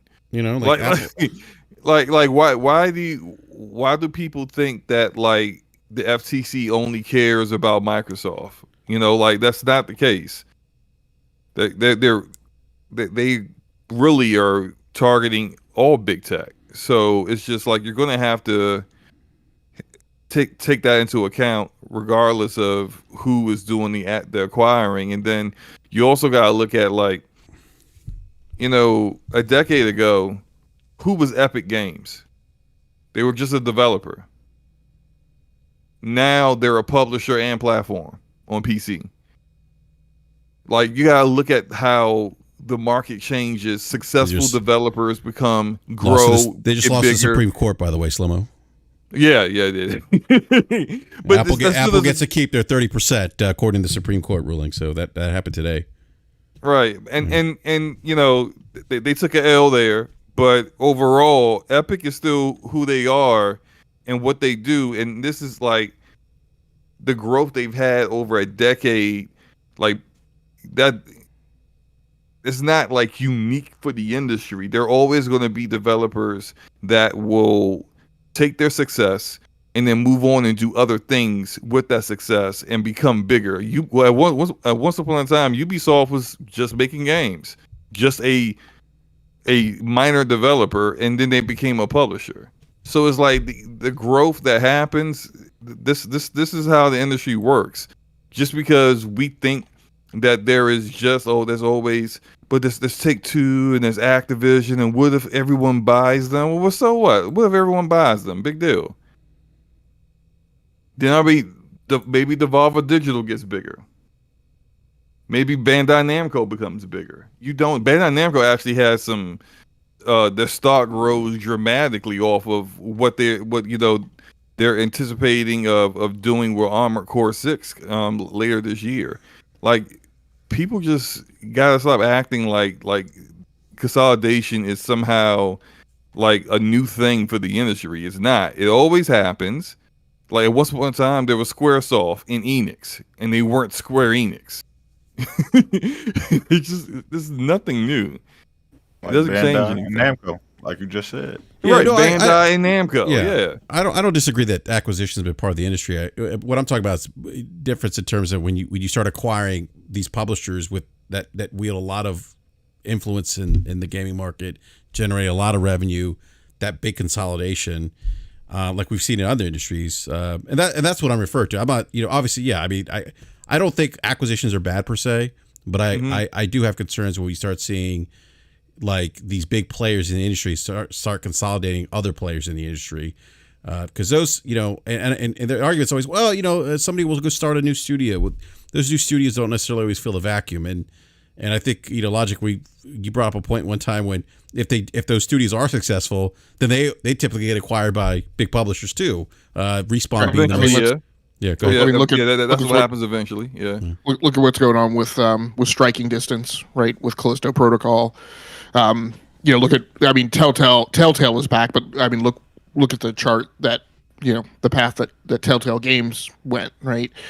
So this notion that, a developer leaves Playground Studios and they go off and create a new studio, and that therefore there's not industry consolidation, and in my mind, it's just kind of quantifiably inaccurate. And there's a big difference in my head between when there's a merger because companies are merging to survive, right? Versus when there's a big acquisition to consolidate blocks of power, right? What are the motivations behind that, and what are the impacts of that? So, for instance, right, AT&T going after Sprint, to me, should have been kind of patently obvious to people to not be something to clamor for and cheerlead, right? But T-Mobile combining with Sprint kind of made sense, because if T-Mobile didn't combine with Sprint, I don't know that we would have, right, as many cell phone competitors, right? I mean, Verizon and AT&T were just poised to kind of competitively control a larger share of the market. And so to me, in my head, two smaller publishers merging, that's not the big deal, right? I've talked a lot about, the problem with the Microsoft Activision acquisition is that you're taking two of the top 10 publishers that make 65% of the revenue, right, in the gaming market, and allowing them to merge, right? Reducing those suppliers to 9.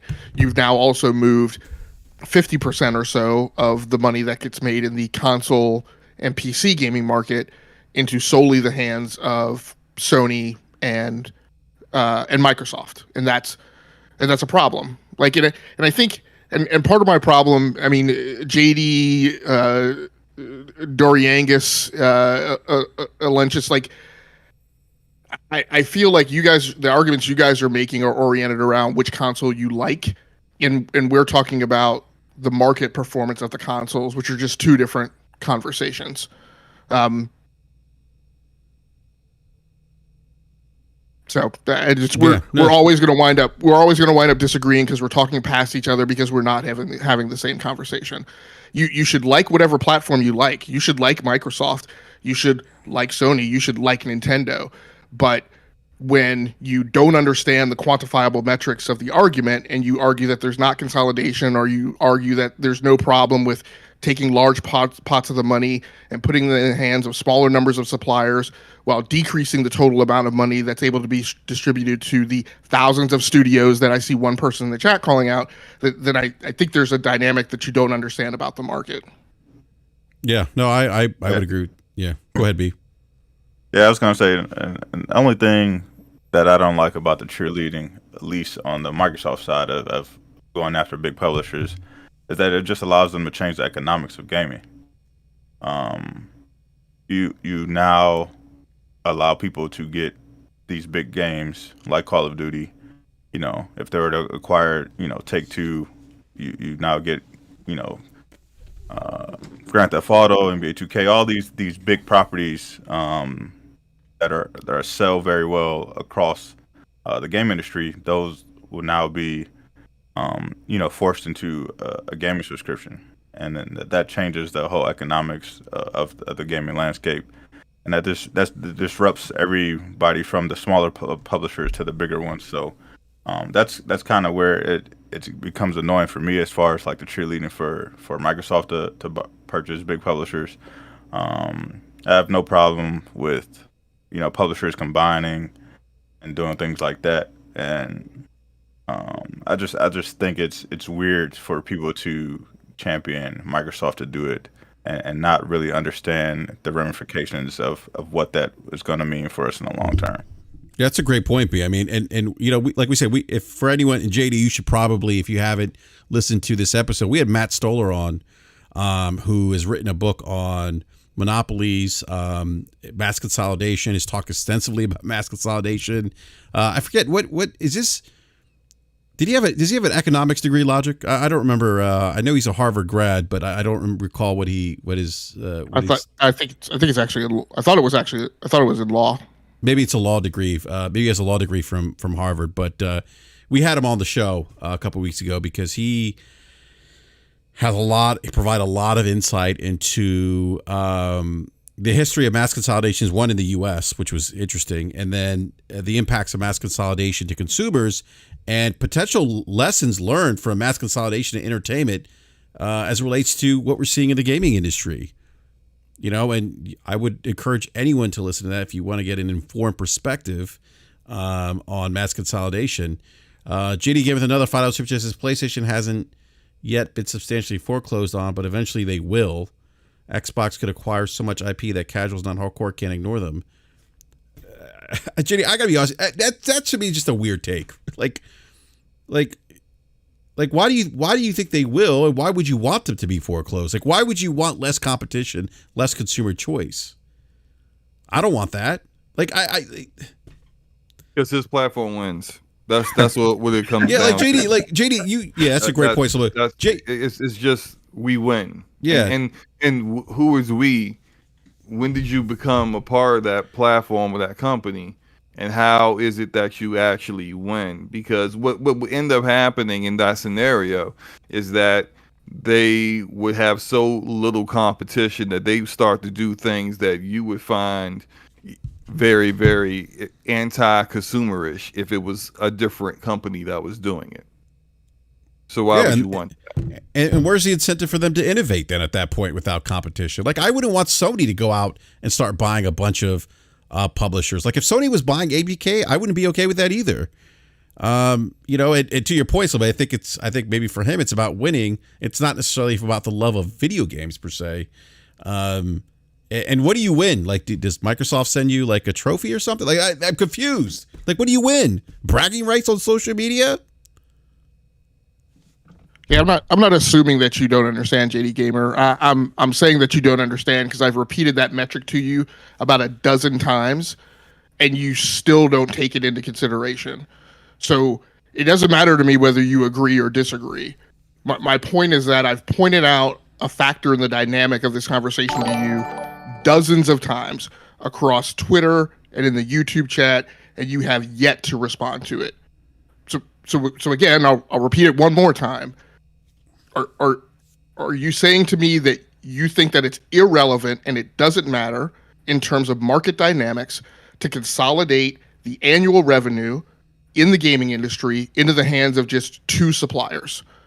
To consolidate the market power of the 10 suppliers who make 65% of the gaming revenue down to 9? All right, Jenny, go ahead. And if you feel that's irrelevant, then I also want to hear why. How you would assume that would have no negative consequences for consumers in the market. And then JD Gamer with the $5 super chat says, "Slow-mo backslap, you just killed the mass consolidation argument. Thank you for that. You explained it better than I ever could." I just overturned that. We'll consider that super chat irrelevant until you answer my question. Oh my god. Okay. Which is not the first time that I've asked it, by the way. Yeah, I've asked it several times over the last several weeks that you've come in here and said the exact same thing over and over. And I'll admit, maybe I'm saying the exact same thing over and over. But again, I'm saying a thing over and over that you have yet to address, despite coming here and what about what I said? Skeeting super chats all over the place. What I'm okay. So what was he saying that I said that he said you killed the mass consolidation argument because you talked about that there's consolidation all the time, and that there's other like other smaller publishers or whatever. I think, and that's talking about like where I think this is going. Period. That's not necessarily talking in regards to his scenario where Microsoft like buys Take-Two, EA, literally every publisher out under the sun. Well, what I said, Slow-mo, was that mass consolidation isn't good for the industry, and we shouldn't champion that as consumers based on what we've seen in other entertainment mediums, what we've seen in other industries. So he's saying you killed all that. And then I see that guy Dorian Gray, by the way, saying if you're crying about Microsoft and never utter a word about Embracer buying stuff, you're a fraud. Dorian Gray, that is a very, let me tell you, that's basic thinking, sir. And now. If you don't understand the difference in, so we have to do this again. Embracer's total market cap is $3.6 billion. Yeah, I was gonna say, like, if you don't understand their total market cap between Embracer Group and ABK and Microsoft, or Microsoft's market cap for that matter, you understand the economies of scale just being vastly different. I've got a bridge to sell you, sir. Go ahead, B-Money. Yeah, or Logic. I don't know who's chiming in. Yeah, what changes about Embracer Group when they purchase something? Their market cap grows very little. They have been acquiring smaller IP. I think the biggest IP that they have acquired, two actually, would be Tomb Raider and Borderlands. Yeah. That's it. So, and then they got like 1,000 studios, and the majority of them you can't name, nor do you know what games they make. And they're in the process of actually probably having to shut down a good number of them. They already shut down one this week, right? They're in the process of doing a massive reorganization and a massive layoff that is going to be completed by the end of the year. Yeah. Yes. So they've followed a questionable business strategy to acquiring a ton of studios who had a ton of games in production, and at their last earnings call, they flipped and said, "We cannot do this. It's not financially responsible. We need to shut a bunch of these studios down, lay a bunch of people off, and have the vast majority of them concentrate on a smaller number of IPs, most of them licensed, that are going to make us big money." Yeah. Well, Elicus returns, says you also constantly have panels with guests who all share the same perspective. Your refusal to host more diverse viewpoints is telling. Okay, thank you, Elicus. You could feel free not to watch the show, by the way, too. But thank you for driving up engagement, though. I appreciate it. We also had Doc Dark here, by the way, who shared a different opinion today. Hey, Elicus, I'm starting to have synapses like break down. Like, your oversimplification of what I'm saying, right? Buying studios. That's not what I've said. I've said, first of all, I said nothing when Microsoft acquired ZeniMax. I have no problems with that. Again, I go back to the consolidation with the large swing that it's going to make based on total revenue that's going to be controlled, total market cap of the companies. So you just wasted 1, 2, 3, 4, 5 lines of text at a lot of our times voicing an argument that was never one that I've made. And your premise and like 99% of what you've said in chat is ridiculous. Yeah, I agree. You're really kind of in general just the kind of customer we don't want, and I don't know that there's any point of you participating in the show. Slow-mo, I blame Slow-mo. I think he goes on you and game Forte show a lot, right? I think you brought him in here, Slow-mo. I did. I don't know. I feel like I've seen him in your DPS a lot. Hey, JD, and again, you are doing the same thing. You have not heard me say mass consolidation. BRAP has said mass consolidation. What I've said is yet again, how many is this times is this now? 27, 28, 29? Right? 10 suppliers down to 9 that control 65% of the revenue in the market, down to 2 suppliers that control 50% of the revenue in the market. That's the question I want you to answer. And the comment isn't even about whether or not mass consolidation is bad. What I've said is does consolidating that amount of power in that small a number of suppliers not have negative impacts on consumers? Hey, Slow-mo, maybe he hasn't been on your show. Maybe I'm blaming you, and you're not to blame here. I'm sorry, man. I'm always to blame, so it's fine. Yeah. Yeah, and I see what you said. Yeah, but you're saying you think that there are enough publishers and devs and studios that you can consolidate portions of the market. Again, you've often made your argument about the numbers of developers and studios in the market. I've made my arguments around the amount of revenue, which is representative of the amount of power that the small number of suppliers make in the market. So again, we're having 2 different conversations. I don't think that the number of publishers, as we just talked about in the conversation about Embracer, the numbers of developers and the numbers of publishers don't matter. And if you go back and you read any economic theory, you will find concurrence with that stance. It is not about the sheer raw number of publishers and devs that exist in the industry. It's about the amount of power that they wield. And again, your own argument, again, runs counter to your own theory, because my point, as I said several minutes ago, is you have a small number of players who control a vast amount of power. So that total number that you keep raising up as a major issue, the fact is that total number, that bulk of publishers and devs in the market wield a proportionately smaller amount of power in the market, which actually makes the situation even worse. By the way, Slow-mo, Ryan Landis says you're the one that I was about to say that. I'm like, excuse me? I think you did a couple years ago. What? I think that was you, Slow-mo.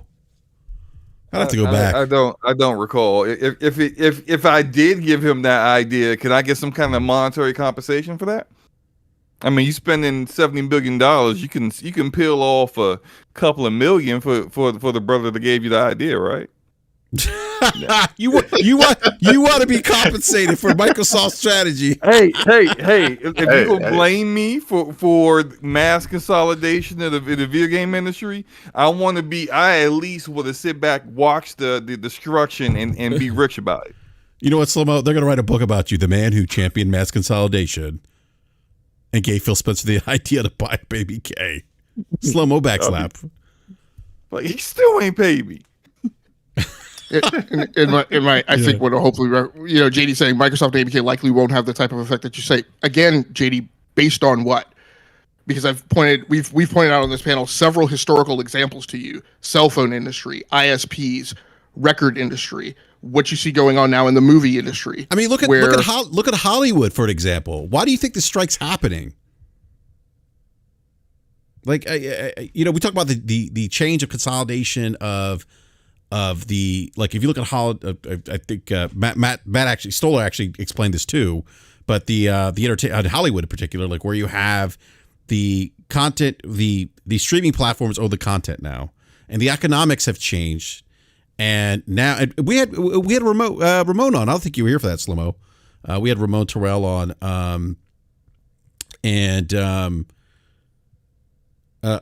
Elikis, look, man, if you're gonna using the same smoke, I've had a few conversations with Ramon about it, and it's the unions got their work cut out for them, because it's with the changing of the platform, these studios and the platforms have used it as a means of shutting out a lot of people, the creators really, who make this stuff, as well as trying to find a way to pull off a Black Mirror episode in real life with the whole AI thing. So it's pretty jacked up, man. Go ahead, my bad. So JD, Jesus Christ, man. I've seen it many times. The video game market is vastly different than the market that you keep referencing. There's a power in the creative mind of the devs, and any dev can create. So you're saying that the markets that I'm comparing it to, which are the record industry, the movie and television industry, that there are no creatives in those industries. Like, what are we doing here? Like, I think I'm just gonna close this volume of this conversation. We've had it. We don't agree. That's fine. What I'm walking away with is that my arguments have been based on metrics, tangible evidence, and historical evidence. And what I hear from you is just not the same thing.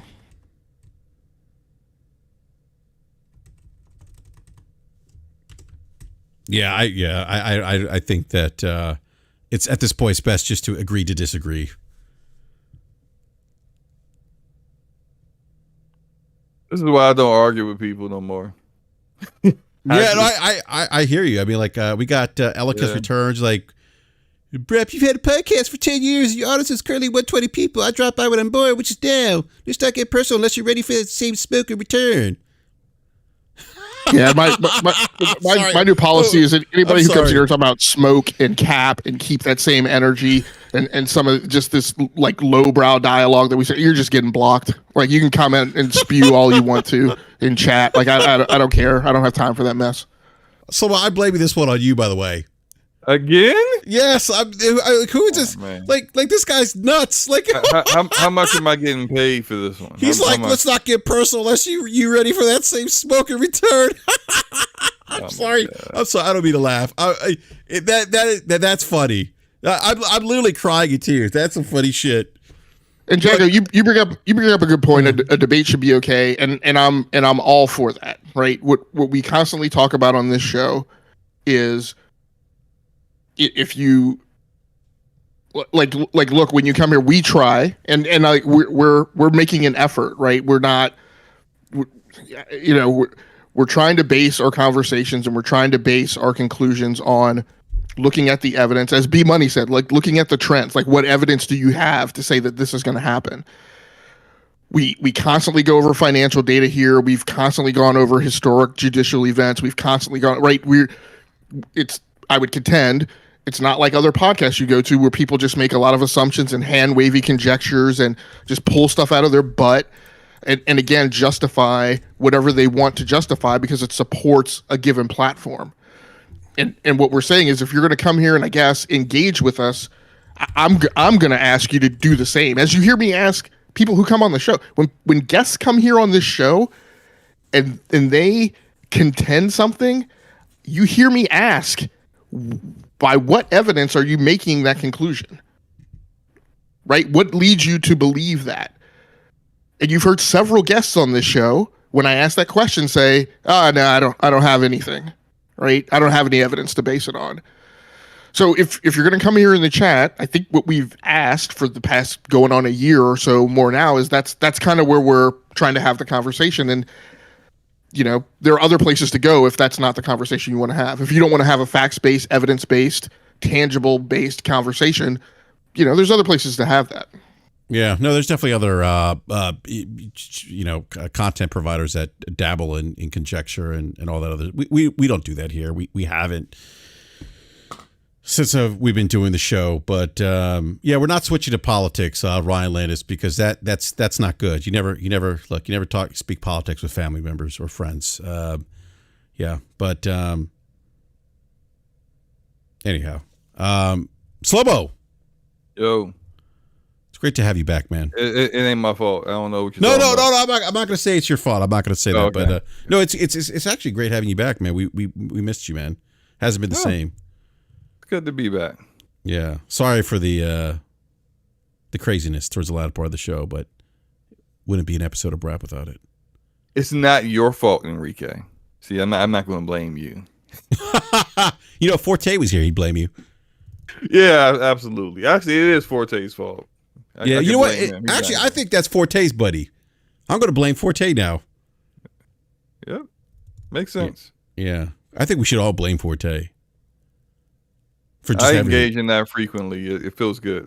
I think I would agree with you, but that also speaks to the point that you're always right on that podcast. I might add.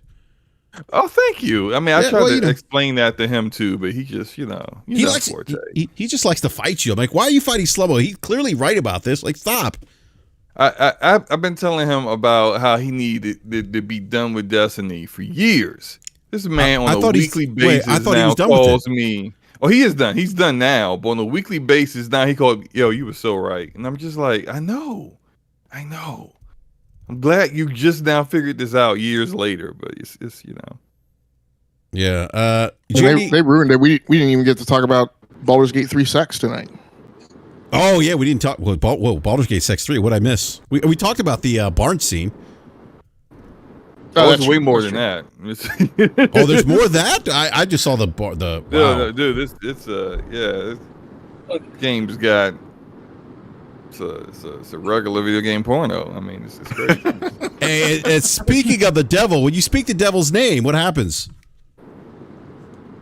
He appears? Is the devil here? Forte. Sounds What the hell is going on here? Forte, are you in a wind tunnel? Your fault, man. I am driving home. It's your fault. It's your fault, Forte. It seemed like 90% of this podcast was all y'all goddamn fault, but y'all wanted to pick me out in the last 5 minutes of it. No, it's your fault. Your buddy Elegant Speaks is in here causing trouble. I mean, listen, man. I don't know what he said because I wasn't looking at chat, but I mean, I'll take arrows for people. I don't care. Shit don't bother me. Hey, so real quick, what about the sex scenes you're talking about, Slomo, with Baldur's Gate 3? Like, what did I miss something with that? There's the one where with the ogre lady and whatever that other monster was in the Slomo, barn. When you saw that guy, he thought he was putting in work. It ain't no way he was putting in work in that. I'm sorry. But do you see? I mean, like he's like what he say? He's like, I have vitality. What he say? He's like, I think that was a lot of woman. That was a lot of woman that he was trying to work with. I thought it was. Yeah, I didn't think that was a woman. By the way, no, it was an ogre woman. I know, but I didn't think it was an ogre woman, and he was a goblin. No, he wasn't a goblin. What was he? What that thing was? I don't know. What he like. It's too many races in this game, man. He looked like he kind of looked like the Grinch. No. Yo, we gotta get back to. I gotta get back to this thing that you said. Slow-mo's always right. You know what, Slow-mo? Yeah. Don't let that man blow your head up. You know why? Because he told me not even a month ago. Last time I talked to him, he was like, "Forte, you know you always right on that show," and Slow-mo just like to argue and fight with you. I never said that. Yes, you did. No, I didn't. The pain. Yes, you did. I never said that. Betrayal. Bible. The man. I'm trying to tell you. Listen, man. Don't be listening to what this dude. That dude right there ain't no good. Well, look. Ain't no good. That's funny. But as of I'm gonna beat up them fool told you the lies, Slobo. As of August 9th, he said I'm always right. So that's what I'm sticking with. Okay. Well, I mean, guess what? He'll say a dog is always walking across the street in the middle of the night. So. Forte, why? Let me tell you, Forte. We haven't seen Forte. We haven't seen you on the show in weeks, months, years. And years. And you come in, and because I compliment Slomo, you decide to pop in, man. Well, no. Well, see, that's the difference. I actually listen to the show when I'm not there, so I know what you. Slow-mo, do you believe him? Do you believe him, Slow-mo? I was here, wasn't I? I think somebody told him that we was talking smack, and he showed up. I think so somebody. Wait, somebody told me that he was talking junk about me, and you were co-signing on it, and I don't even look at Twitter half the time. Well, nobody was talking junk. We were just saying that you always wrong and I'm always right. It's not necessarily talking junk. That's called flexing a lying muscle inside of your head. Okay, but real quick, back to this Baldur's Gate 3. So I'm curious. I guess, is there a lot of like scenes then, like sex scenes in this game? Well, I mean, of course, like I'm not too deep pause in the game yet, but one of the developers talked like about like, I think on Twitter it was like, if you think that's wild, you haven't seen anything yet, and so like there's apparently a lot more sexy time stuff, I mean, and then you got your character that can like, because I already had a conversation. My character had a conversation with the half elf girl, Shadow Heart. Oh, I thought she's human. I thought she was human. She's half elf. She's half elf, half human. Oh, did you proposition your teammate? Oh man, I had to put the the game down on her. You know what I'm saying? She was like, Slow-mo. Next time we in camp, find a little private moment. Slow-mo. We'll see what's up. And I was like, oh, okay, Shadow Heart. You know did what I'm saying? She want them shadow. Whoa! Up here licking it. I'm telling you, look, man, they got a little Bioware in them. You know what I'm saying? Where it's some stuff going on with the crew, man. Slow-mo up here living his sex life in the game. I'm just saying. Look, there's a whole lot going on, and you never know who might be throwing digital things at your digital character. You just. I can't believe you just said I'm going to show that shadow, and I can't, hey, man. You know what they say about drow elves? What do they say? What's that game logic? What do they say? We got big feet. Oh my god! Oh jeez. Yeah, I mean, I thought the character creator is kind of interesting in this game. Like, you could pick from different types of penises. I was like, what? Like, what is that about? And a whole lot of different kinds of. Do you know what the different types are, Slow-mo? I mean, look, man, why are we having this conversation? Is what I want to know. It's like, what we talking about? He's trying to get you to expose yourself. No pun intended. I think so, exactly right. Yeah, I think he's trying to. No, I mean, look, I was curious. I'm like, what is penis B, D, and C? Like, what is that about? So they went the cyberpunk route. They put more detail than Cyberpunk did. In my opinion, they went far more detailed than they did. But I don't know. Cyberpunk came out like what, more detail? 2 years ago. Can you explain that? What do you mean more detail? No, I'm not explaining anything. You can play the game and find out. If you're not on that. Someone made his character real hung in the game. Have you seen Long Dog Silver? How much do you guys think this will affect other RPG makers? I want to know how far his nuts fall from the floor. What? I think what did Forte just say? I think any kind of like how we know with Elden Ring has made some kind of like effect on the community where developers start to look at the things that FromSoft did and start to decide to implement things that they may believe may work for their game design. I do think that anything that is hugely successful will start to get implemented. Like if we could go to BioWare with the way, not just BioWare, but BioWare and Obsidian, kind of coming from the Interplay family tree, when their games got really popular and you started to see just the dialogue trees and that aspect of conversation and storytelling, that started to become popular and other games began to pick that stuff up too. So if it works, other people will do it. So you think there's going to be more options in terms of customizing your character's genitalia then. Maybe, maybe not. I think that. Seriously, all jokes aside, I mean, like we've seen it with Cyberpunk. Cyberpunk really allows you to do that. Yeah, but I think the more important thing in the game design, not necessarily the character creator, but the freedom of deciding how to handle situations will be more something that we may see adopted more in games in the future. Because I'm looking at like what I can do in Baldur's Gate to defeat a foe or to accomplish a goal, and it's just, I mean, there's other games give you one avenue to do that, two maybe, and I got like so many that I talk to other people and they say, yeah, this is what I did in that scenario, and I'm just like, you can do that. Yeah, there's and scenarios are based on your character skill set too, like those outcomes, like what attributes you have. Yeah, I'm sorry. Go ahead, B.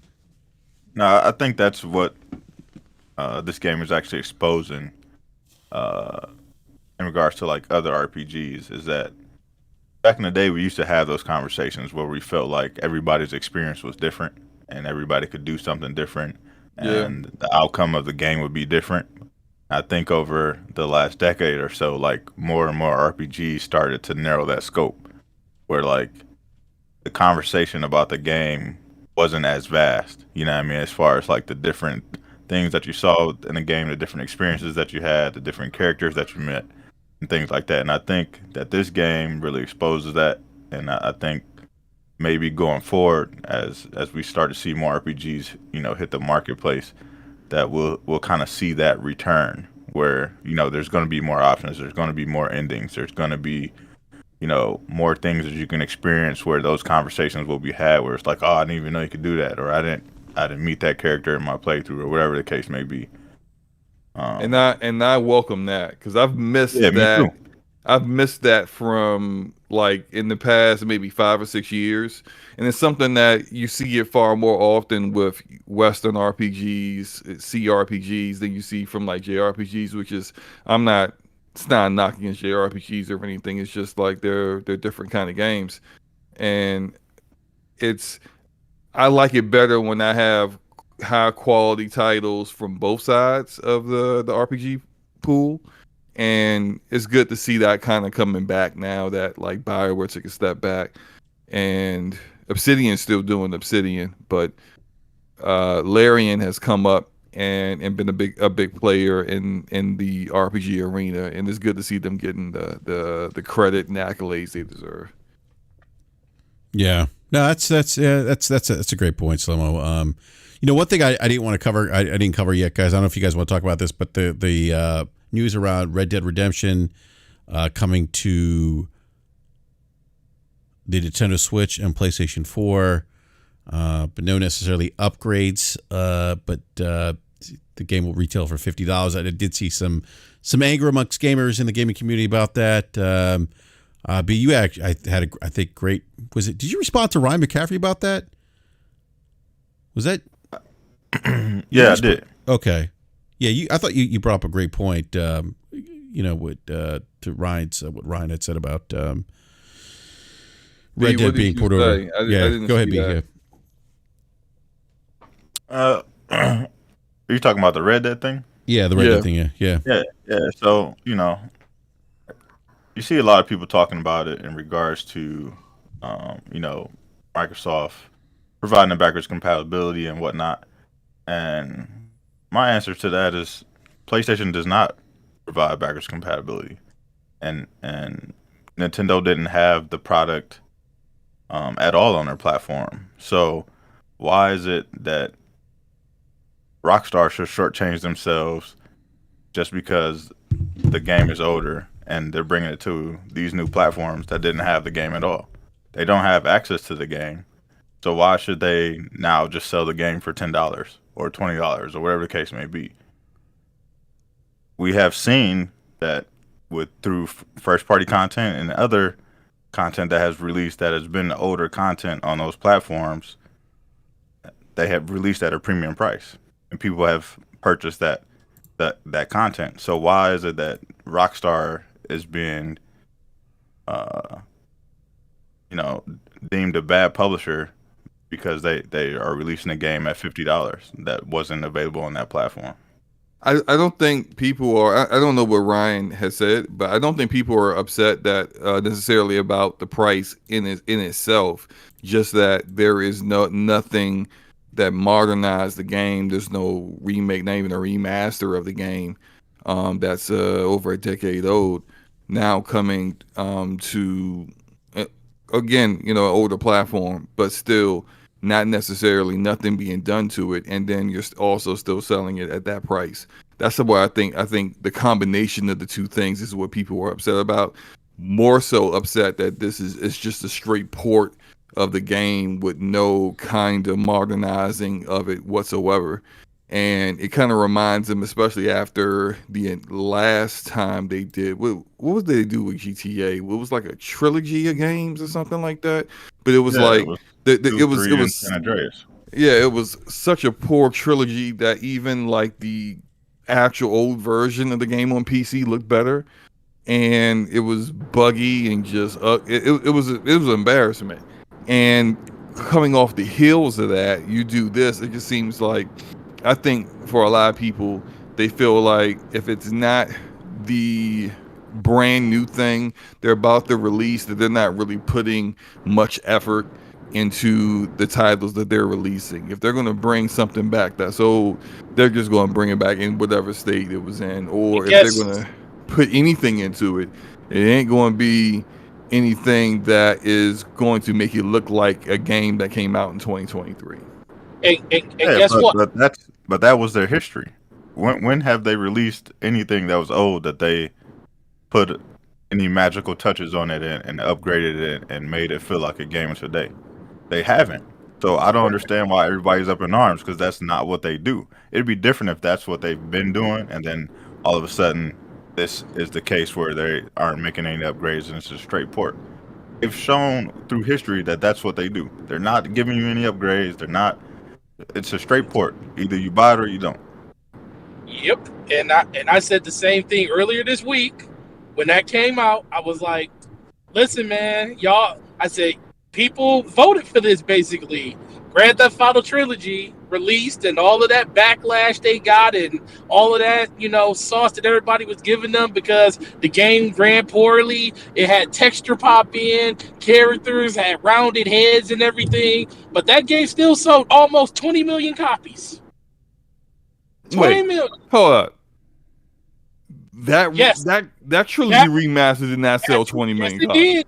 Yes, it did. Go look it up. It was at last time report. It was around 19.1 million. Okay. I got two things to say. One, just because somebody does bare minimum effort all the time doesn't mean we should accept bare minimum effort. I'm not saying. Listen. No. That's about what B Money said about like why would anyone expect anything different. But two, I'm gonna blame gamers for that. You out here, you bought, and that was part of my statement. I saw people on my timeline saying this is a joke. I'm still gonna get it though, and I thought that's a joke. Real you quick, gotta be kidding me. It could have sold as much as 21 million copies.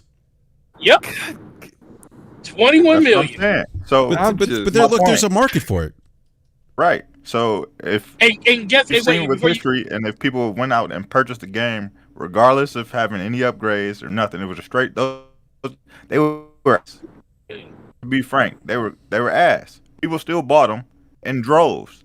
So why would they put any extra sauce on this game? You know what? You got a point. You got a point. Y'all gonna buy it at $50 anyway. So you got a point. This is why they do it, because the market behavior. They're gonna buy it anyway, and we don't have to put any work in. And that was with them giving the PlayStation version San Andreas one of the games for free.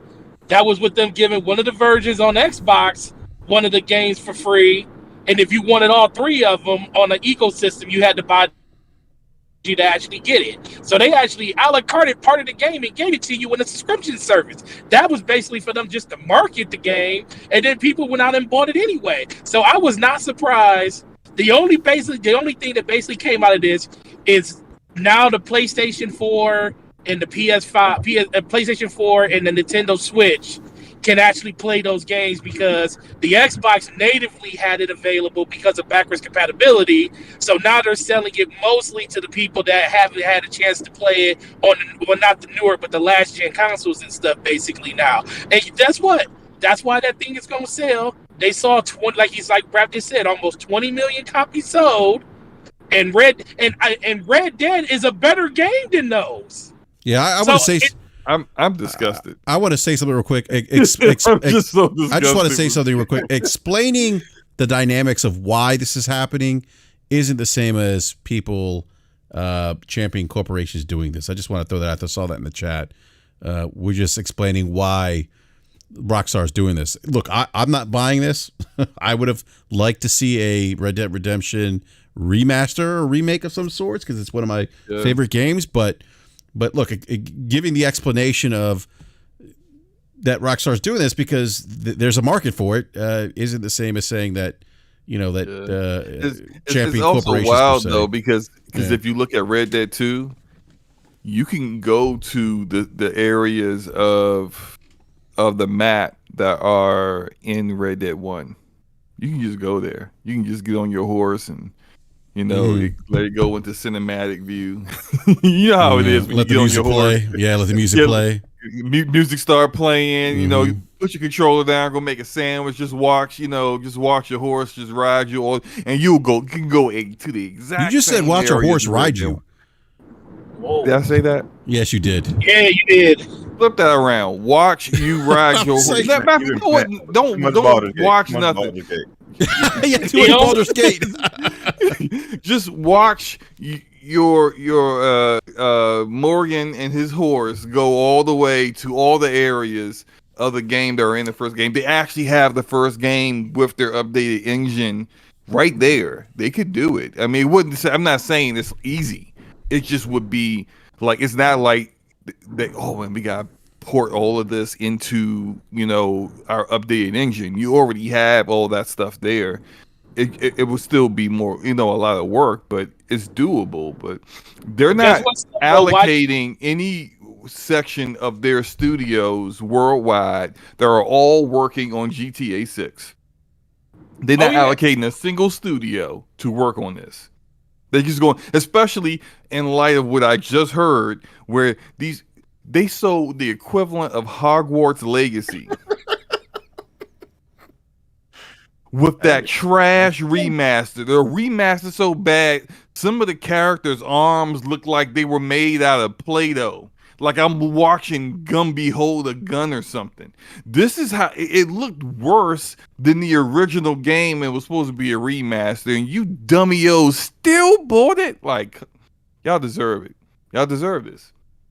Y'all deserve a blocky, pixelated Red Dead 1 with textures that are 12 years old. You deserve that. That's on you. The only thing I think that's probably good that could come from this, and it's just kind of wishful thinking, is the fact that we might actually get the first Red Dead on PC at some point. Nah. Yeah, I mean, I don't think so. I mean, my personal thought is Red Dead doesn't have online, which in my mind makes it immediately a non-starter for Rockstar to make that investment to put it on PC. Yep. Okay, yeah, that makes sense. You're absolutely right about that. But they did put GTA Trilogy on PC. They also blocked the sale of the old version that had all the mods that made it look better. Yeah, they did. I thought that was funny because it was just like, damn. But that's why that looks amazing. Who did this? The community. But that's what I was telling people. Like that. People always. I always tell people, just hey, you asked for this. This is called voting. And when people went out, when we was out there making fun of how that game looked, and you saw all those memes out there of all the characters and stuff and things that was happening in games, it was you got to remember those people got those screenshots from somewhere, We ain't made fun of the fact. You're right. We didn't they was think playing about it. Now when you think about it, you ain't even think about it. It's like, wait a minute. How did you get these screenshots? That means you actually bought this game. And it was a lot of people that bought that game. Yeah, I got to be honest with you. I'm just shocked at 21 million. I really am. Like yeah. That's more than Cyberpunk. Yeah, that's I That's don't Elden know. Ring numbers. You remember the main protagonist in GTA 3 doesn't even talk. That's what I'm saying. So You know how much money they paid off if I'm Rockstar, why am I selling the game for $10? Y'all gonna buy it for $50? That's just good business. Good business. They made it full price. I mean, damn. Make it $60. That's a full price game on last gen. Make it $60. Man, they just. I feel like they leaving. Strauss has got soft in his old age. He leaving money on the table. Strauss. Hey, there will be no Strauss man. Zelnick slander on this podcast. Strauss We ain't was like, crazy about man. they went to Strauss in the board meeting, was like, we got this idea, and Strauss was like, make it happen. There were a couple bugs in the previous game. I'm like, yeah, and those bugs are going to be charming legacy bugs that will be present in this port. Make it so. No, $50. no. Just what? No, those ports are going. Those bugs are going to be those bugs are going to be marketing on Twitter, Yeah. and it's going to get everybody to remember that. Dang, there was a GTA trilogy that came out. Let me go check that out. So there's 100,000 dislikes on the Red Dead Redemption announcement coming to Switch and PlayStation 4. Just so by it. Yeah, and Strauss Zelnick actually said that that's just what we believe is the commercially accurate price for it. Mm-hmm. And guess what? They're going to sell, because Grand Theft Auto is a bigger franchise. We're not gonna act like it's going to do 21 million, but guess what? It's still going to sell 10. It's going to sell at least 10 million. Yeah, at least 10 million. It will sell. What did Red Dead 1 sell in his lifetime? Does anyone know? I'll look it up. It's probably like around 10 million, or like maybe like 15. Because isn't like the franchise of like 40 million or something like that? Something like that, yeah. Oh my gosh. Oh wait, as of August 2023, Red Dead Redemption has sold 55 million units worldwide. Jeez. Jesus. Okay, I think that's Red Dead Redemption 2.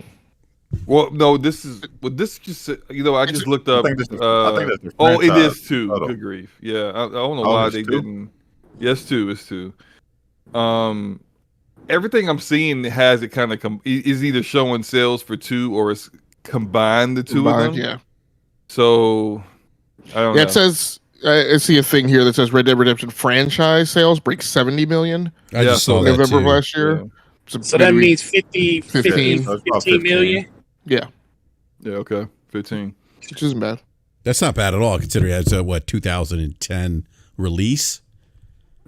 I mean, at least they give you Undead Nightmares with it. Well, I mean, I guess that makes the $50 price tag a little more, At least they give you Undead But Nightmares. then you gotta think, like, when you break that 55 million down of people who played it on, PS4, Xbox, or whatever the case may be, they probably didn't touch the first game, so it might even do more than 10 million. Yeah. That's what. Yeah, you're right. It might. You might. Yeah, especially if you're a younger gamer who was too young to play the first one, but you may have been just old enough to kind of get into the sequel. Yeah. You may want to go play, especially if you finished it and then you did the epilogue, which is more of the prologue for Red Dead 1. Then, yeah, you want to go experience that. That makes sense. Yeah, go ahead. It'll be interesting. It'll be interesting to see if it eventually winds up, or how long it takes for it to wind up in PlayStation Plus or PlayStation maybe Premium. I don't know what tier, but I mean, because Red Dead Redemption used to be in PlayStation Now, but left the service last fall. So I think November of 2022. Red Dead 2 did? No, the original Red Dead Redemption. And so since then, there's been no way to go back and play that game on PlayStation. So I'm curious to see if part of the reason this whole deal got put together was because there's been a discussion of eventually getting it in PlayStation Plus Premium and Rockstar getting whatever fee that goes along with putting a game in the subscription service from Sony. Yeah. Isn't it? Didn't they announce that announcement saying it's only 30 frames per second too? Yeah, they're not doing anything to it, man. Yeah, so the Xbox version is 60 because of the backwards compatibility what Microsoft did. So all of the did work they make it 60 or did they just up the resolution? I thought they made it native 4K, but that's it. I know they did 30. Something. I think that game was one of the ones you could force 60 on. I'm not for sure. I know they did an update to the resolution. Yeah. I remember seeing the comparisons of it like with 4K. So I know for certain they made it 4K. But I don't think they changed because I think their backwards compatibility team could not change the frame rate of games where the game was hard coded for a capped frame rate. If the frame rate was capped at 30, they couldn't change it. But if it was left uncapped, they could get it. They had a way of getting it up to 60 on the newer hardware, but they couldn't do it if it was capped. So I don't know. I guess someone who's actually played it on Xbox One or Xbox Series would know. So so the funny thing is you can go literally buy that game right now because one person said, "What about Xbox?" I was like, "Dude, you can go download that game right now for $20 on Xbox. Don't pay $60 for this shit or $50 for this." But a lot of people are though, and don't get it wrong. That game is amazing. That's a great freaking game, and they're gonna sell a lot of copies of it. Yeah, I agree with you, Slobot or Forte. I think they're going to sell a lot. This thing's going to move a lot of units, and yeah, I think it's got. I would be surprised if it does well on the Nintendo Switch platform, since it was never there. It wasn't there before. Yeah, it was never there. Yeah, and so yeah. By the way, 1 week from today, there is a Constellation exclusive Starfield Constellation. You got to join Constellation.com for this, but there's an exclusive dev Q&A on August 16th at 1 p.m. Eastern time for anyone interested in that. I know you'd be locked and loaded in there. Eyes glued to the tube. Yeah. You know Enrique is down. It's one of my other Game of the Year contenders. Not even played it yet. You love them ham faces, man. He gonna be all in there, man. Oh my goodness! Yeah, I'm happy for you though. I'm happy for everyone that's a big Bethesda fan. I'm happy for them. They don't drop a lot of games, or any kind of like high frequency. So when even though I don't really care for them that much, I'm happy to see people who enjoy certain kinds of games getting what they enjoy. So I'm happy you're gonna be able to jump in and play that game for now until 2028, because that's likely what y'all going to be doing. Yeah, putting in mods to fix the bugs, putting in mods to fix the cross-eyed guy they keep showing in all the trailers, stuff like that. Man. Well, I hope the facial textures are better and they don't have that sheen that you see on the meat at Subway. That's my only hope. They'll fix that on PC. Yeah, fix that on PC. That'll be fixed by October. There'll be a mod on Nexus Mods for that. Yeah, well, I'm picking up on PC, which is going to be I can't even talk. The definitive version of Starfield PC. I meant to tell Doc. I'm going to message him again. He should really think about getting a PC, in my opinion. So, all right. Yeah, go ahead. I think he. I mean, I don't want to speak for him, but he kind of reminds me of some other gamers that just they know it's a better experience, but they just don't want to. It just doesn't feel right to them to not play games the way they've always played games, which is like sitting in their living room or their den, on a couch with a small little form factor under the TV and just booting the games up and not booting into Windows. So I get it. You know, I still don't like to play mouse and keyboard. I'm still averse to that. It is what it is. Yeah, Game Logic was kind of giving me the business for a little bit for playing Baldur's Gate 3 on PC, not using mouse keyboard but using controller instead. Ew. I haven't picked up my controller at all when I've played it. I've been all mouse and keyboard. It's very intuitive that way, at least to me. That's that Forte contamination getting to you, BRAP. You know what? Because he over there playing Diablo 4 on PC with a controller. Look, I play on my. You know, I don't have to explain myself. I'm just. I will say this: the UI is different, Slow-Mo, when you are using mouse keyboard on Baldur's Gate 3 compared to using controller. I mean, how easy is it? I haven't even attempted. It's so pretty. I mean, does it feel like do you feel limited? No, it's pretty seamless. You know, to navigate through. How do you move around? Because you know, with mouse and keyboard, you're just kind of just pressing on the mouse where you want your party to go instead of actually controlling them. It's kind of like what if you ever play Disco Elysium. It's like that. Yeah, point and click. Yeah, point and click. Yeah, you could point and click on controller as well, but I just move them. Oh, okay. Yeah. Cool. But Slow-Mo, understand that's the opinion of a man who likes going to shop at stores that don't have carpets for him to wipe his feet when he walks in the door.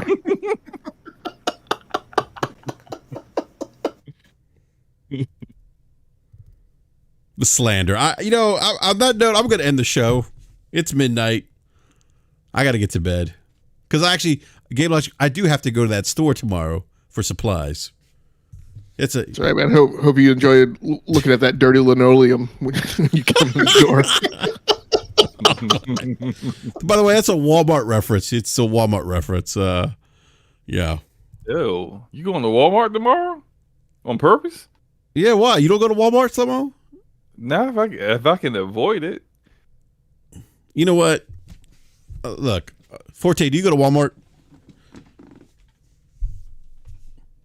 Is Forte even here? Do we lose him? I don't know. I don't hear him. Yeah, he starts snoring. We know what happened. Maybe he was in Walmart and he got stabbed. He just dropped. Forte just dropped. What about you, B? Do you go to Walmart? You said, do I go to Walmart? Yeah. Yeah. See? I'm not the only one. On purpose? I mean, I try to go to Target more than Walmart, but I go there. Thank you.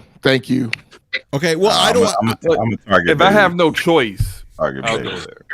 Okay. Yeah, if I can get, if I have to go to Walmart because Target just don't got it, I'm going to Walmart. But other than that, I'm going to Target first. Okay, so there's I need the premium experience. Right, I need clean stores. Clean stores. Everybody wearing the same shirt. Yep. You know that they work there. They ain't talking to you crazy. We all got red shirts and khakis on. Yeah. I need that. Yo, I went to Walmart this one time, and I went up to the lady at the cash register, and she tried to buy off of me what I was about to buy. She was like, "Oh, yo, that look fine. Find that at." I was like, I just told her what section it was, and she was like, "Was that the last one?" I was like, "I think so." Hey, look, I know you about to buy this for $50. I buy it from you for $65.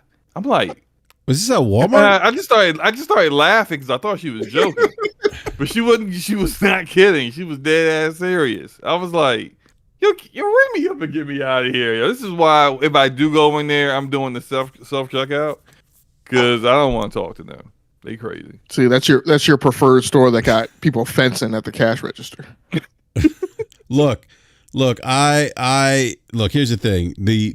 There's a Walmart. Trying to come up with this. No, listen. No, it's not an excuse. Let me.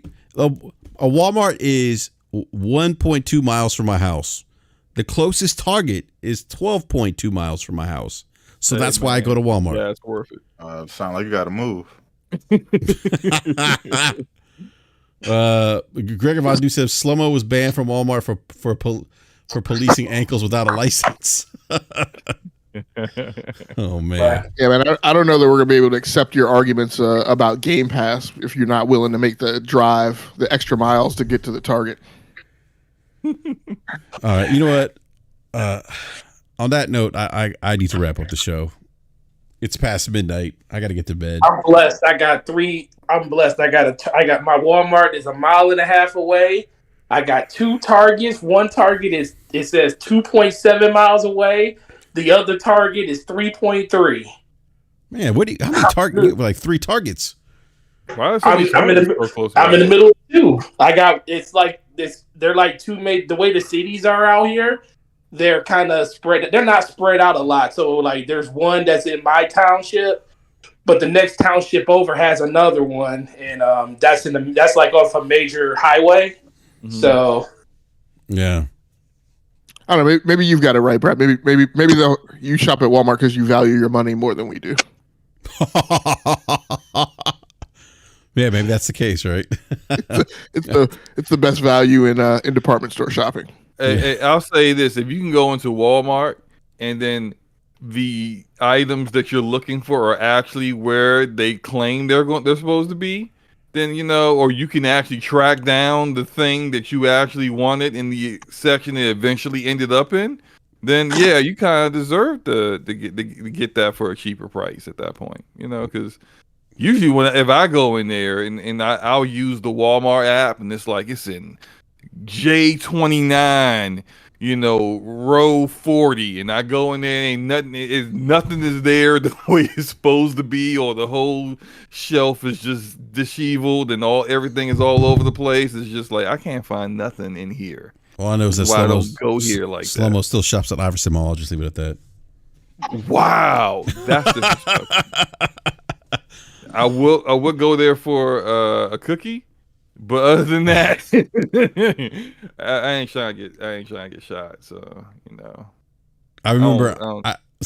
I used to work for a bank that got bought, and I remember my territory was like Montgomery and PG, and we had a location Iverson Mall. That bank had been robbed like 4 times, within a couple months. I used to work at when I was an assistant manager. I used to work before I got into IT for this rental car company that had a location at Iverson Mall, and there was a gas station right behind where our little area was in the strip mall, and multiple times I had employees robbed of the rental cars while they were trying to fill up gas in them. Jeez. I believe it. Yeah. I believe it. It's good old Iverson Mall. But on that note, we're going to go ahead and wrap up the show. Ryan Landis says Walmart has too much police tape up all the time. Oh, man.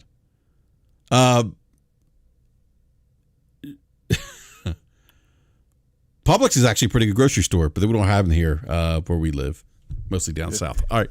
Yeah, there was a lot of Publix when I was in Florida for vacation. I feel like it was the only grocery store out there. For Eric swears they have like the best fried chicken there too. I've never had it from there, but he swears it's good. I wish I would have checked that out. We did. He says it's on. He says it's pretty good. Yeah, but yeah, you're right. Like it's all down south. Like I remember Publix from just. Hey, Slow-mo, you remember Shoppers Food Warehouse, man?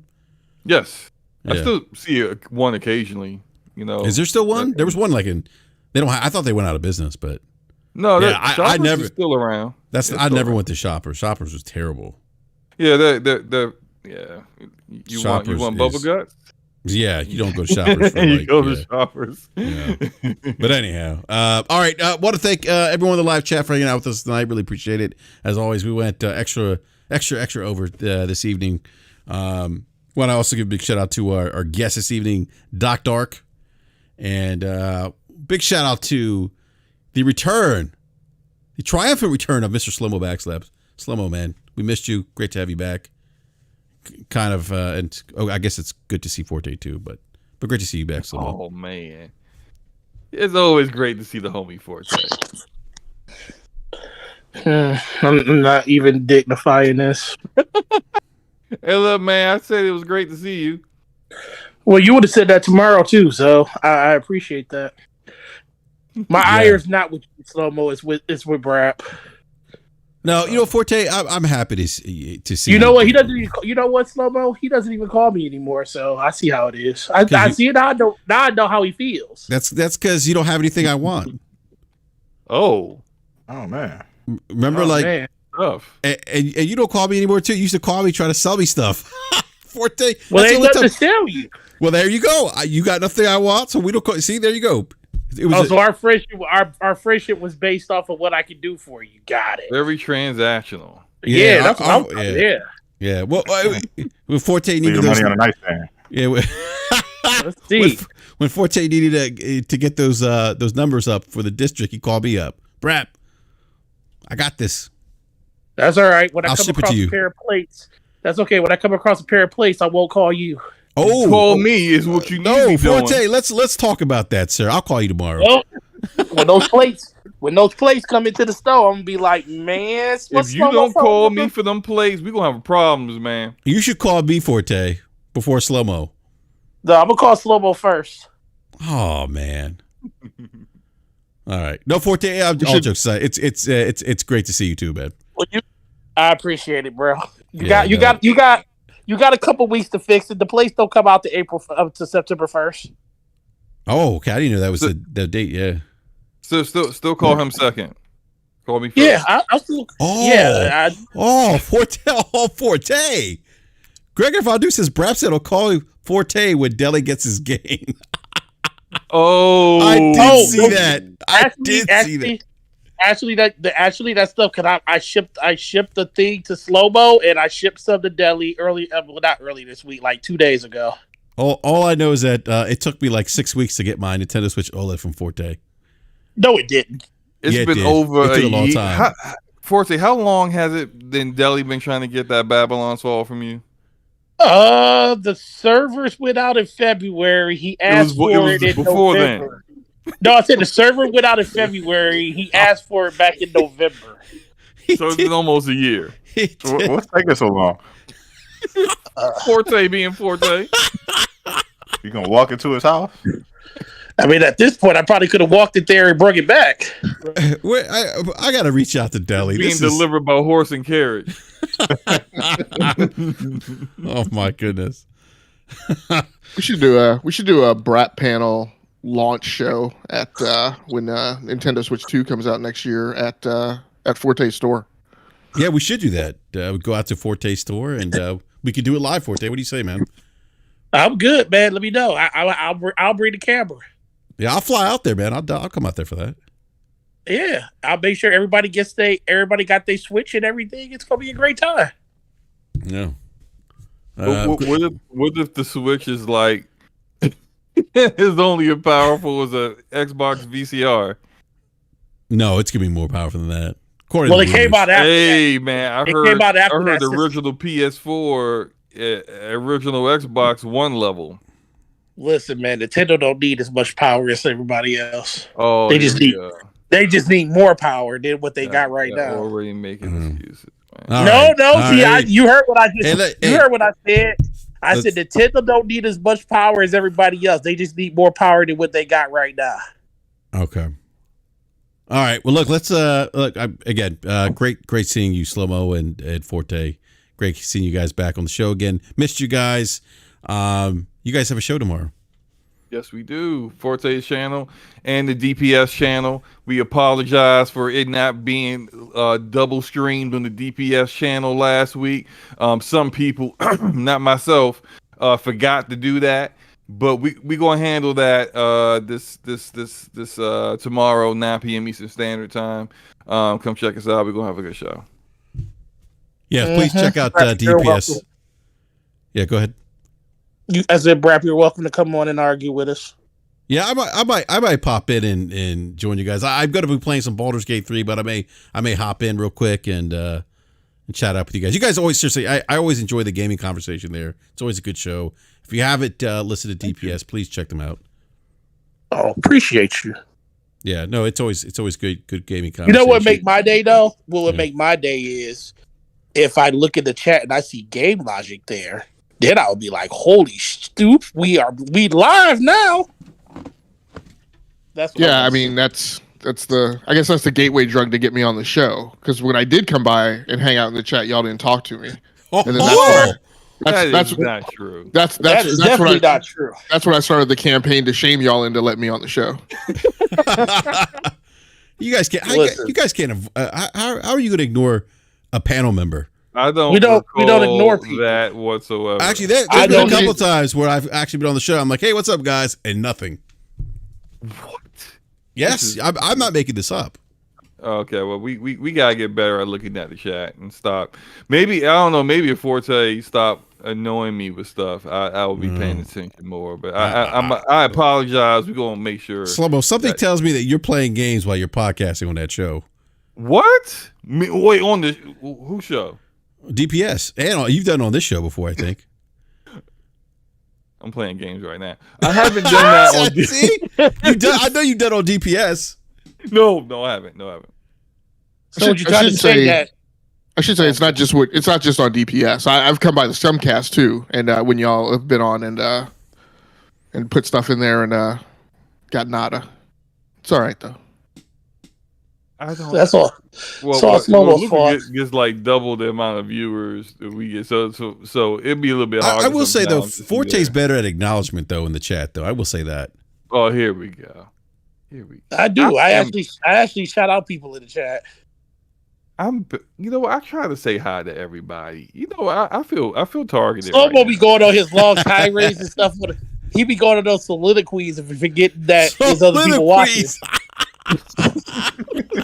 He said he goes on soliloquy. He does. Sometimes you gotta sit back and you just gotta time how long Slobo be going. Slobo be talking. It'd be like, no, listen, when I used to edit the podcast and I look at the waveform, I'd be like, holy crap, Slobo talk for like 7 minutes straight. Oh man, hey, Truth Serum in the live chat, by the way, says Forte eats and Slow-Mo plays games. Yo, this man last week eating chips. Yes. Didn't even mute his mic. And then he's all like, what? I didn't do that. Literally everybody heard the crunch. What are you talking about? I heard the crunch. The crunches. I heard that too, Forte. He's not exaggerating. Listen. I was like, what are you eating? Takis? What is happening here? I fessed up to it. But the thing is, I fessed up to it before the end of the show. You didn't have to fess up to it. We heard you. No, but see, we knew already. Okay, but I didn't have to lie about it. I just kept saying like, "Yeah, you're right." You still lied about it though. But did I fessed up? We've had Forte fall asleep on this show, so falling asleep. Do you remember when he was snoring? He don't never do that on RDX. That's I don't think they ever heard you eat on RDX. How come you don't do it on that show, Forte? Exactly. Do what on that show? Fall asleep. Snore. No, Diller's always saying that he said Forte over there asleep because I ain't said nothing for like 20 minutes.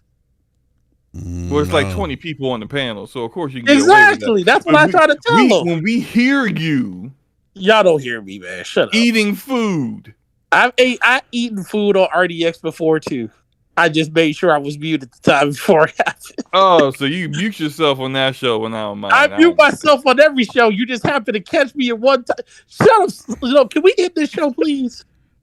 Look, Forte, Slobo, it's been a long time since you guys have been on BRAP. We've missed you. Jago6, what's up, man? See, I say hi people in the chat. So it's great. It's great to have this back and forth banter. I missed it. Yeah, we missed it too. Yeah, I can't wait till inventory season's over so I can stop doing inventories on Forte, you said you were going to be on. You're like, oh, I'm done with inventory. I'll be on this week. Well, no, because I thought I thought that I didn't have inventory this week, and then when he said the inventory team on Monday, he was like, "Oh, inventory team on Monday." He named all 7 people, and I was like, "When did you add me to this inventory?" He's like, "You've been on this inventory. You're not on the next one." I was like, okay. "Mother!" So I have So basically, you have no excuse. I have no excuse. I will be here. But next week, I don't have an inventory. Then I have an inventory the week after that. Then for 2 weeks straight, I don't have an inventory. So guess what? That means the week of Starfield, I don't have an inventory. Oh, we could talk about Starfield, Forte. Yeah, definitely. Oh, and I will be there. I will be on there day one. Yeah, me too. I'm getting it. I'm getting the $99 digital edition through Steam, which gives you early access. Well, I bought the watch because I want to wear it to the midnight. I want to wear it to the midnight launch. Okay. Well, I got the cheapo Game Pass version. That's what I'm doing. The cheap. Oh, so you got so you got to wait. You got to wait an extra week. So wait, hold on. But didn't Slow-Mo say he don't wait for games? I won't wait for games I want. I don't really. So wait, should we wait an extra week then to talk about Starfield? No. Don't talk about it when you play it. You know, you'll be people who are waiting will want to hear your opinions. Yeah, sounds like there's gonna be a special episode of DPS that Slow-Mo won't be able to be on, while the rest of us are playing our Constellation editions and advanced copies. Yep. Yeah, that sounds right. It sounds like we'll have to replace Slow-Mo on DPS that week. Well, guess what? The only thing, yeah, that's true. Because dang, Slow-Mo, what we gonna talk about that week? All we gonna be doing is talk about Starfield that week. I'm gonna be talking about how I ain't wasting my money on that game. I'm gonna be talking about. All you gotta do is spend $35 for the upgrade. You know, Slow-Mo, you out of just journalistic integrity, you should be buying this game. Oh no, I'm sorry, I'm good. No. That I'm not a journalist. You know, that's logical over there. So my week. I'm trying to see who week that is. My week, your week, my week, your week. Hey, are you picking up Starfield early? You know, that's your week too, Slow-Mo. You know, B ain't playing. Oh, that's right. Hey, lucky if B played that at all. So you know what? That's Slow-Mo's week too. So I'm real interested to see what kind of topics he's gonna come up with if he ain't gonna talk about Starfield. Baldur's Gate 3 on PlayStation. We gonna talk about that too. So we gonna talk about that twice because we gonna talk about that tomorrow. Well, I think I mean, look. Somebody give me that game and I'll play it. Shout out to everybody on at DPS. Come through, super chat. I'll donate $35 to the first $35. I'll donate to Slow-Mo. There you go. Damn, gonna make me have to play the game.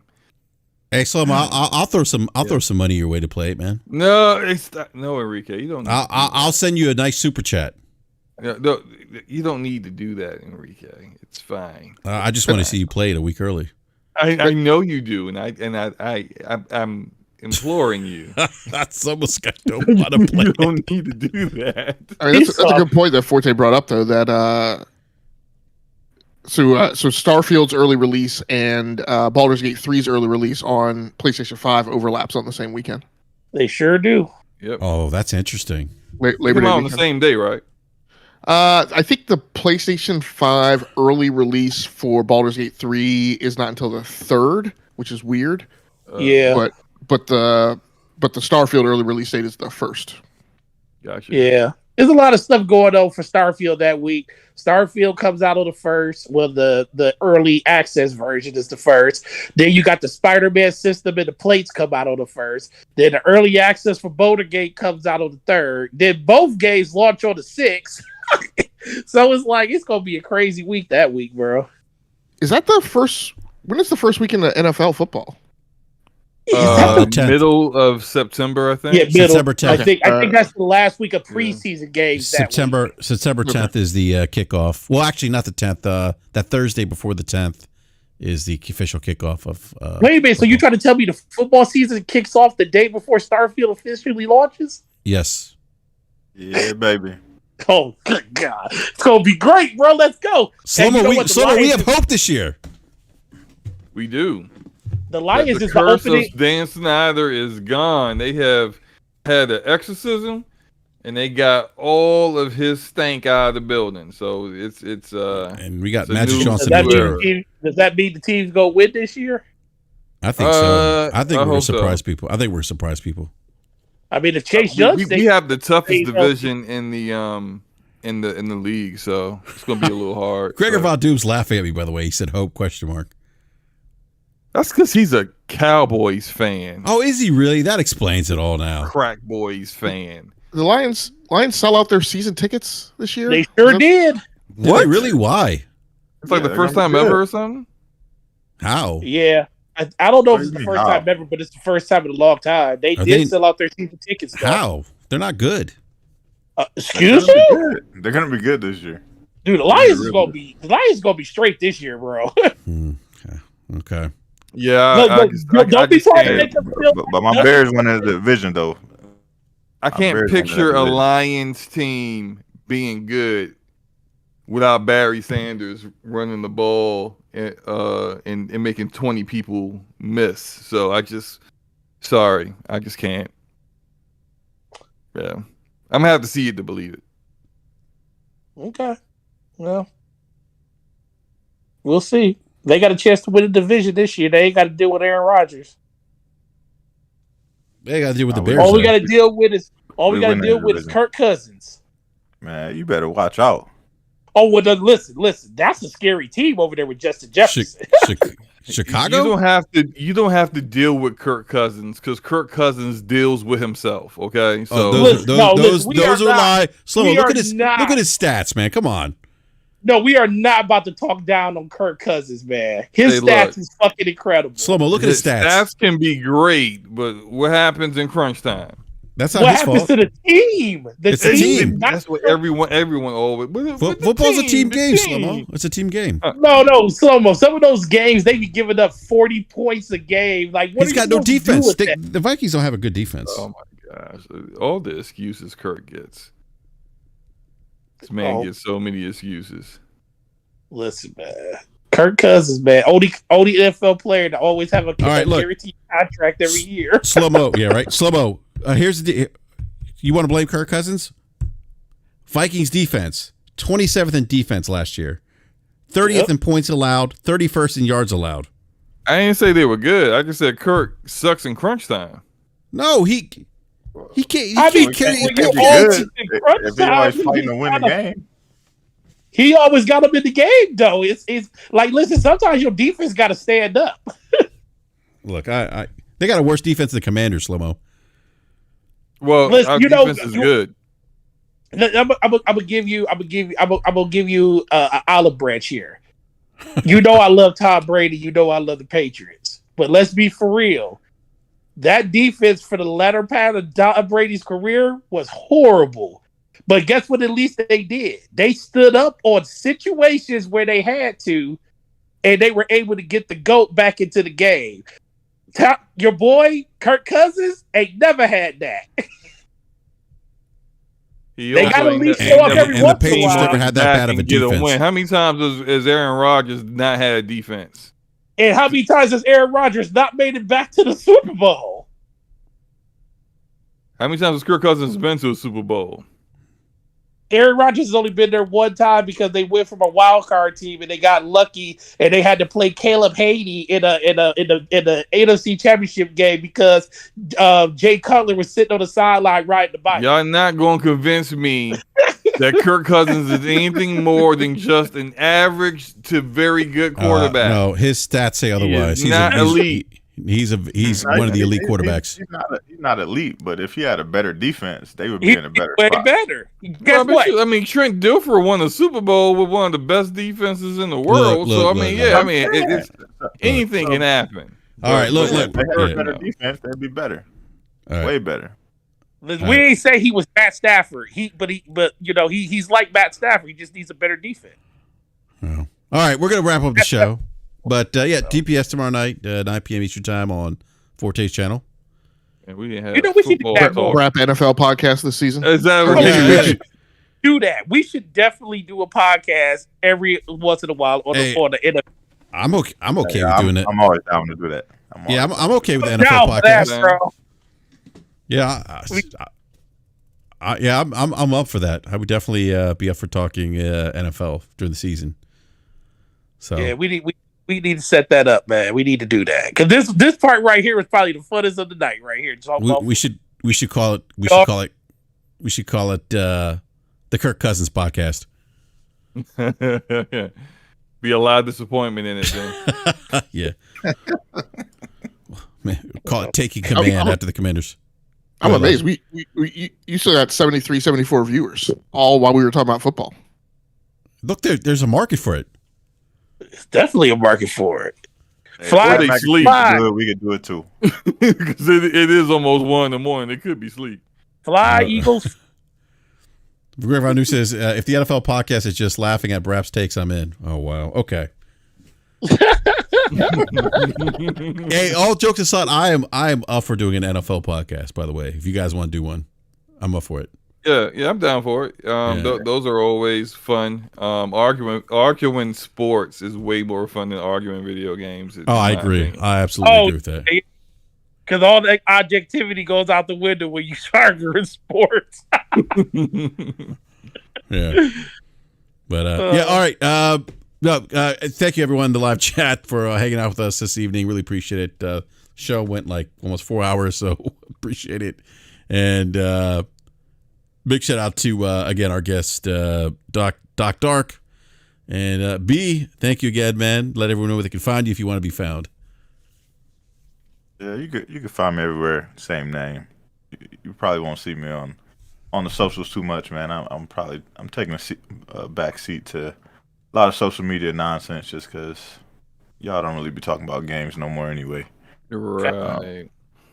But you can find me on all your little gaming platforms and whatnot. Same name. So if you want to play something, just hit me up. What about some Battlefield, man? I've been playing with Forza. I ain't played with you yet. Yeah, I gotta get on there. I was on vacation for 2 weeks. That Battlefield.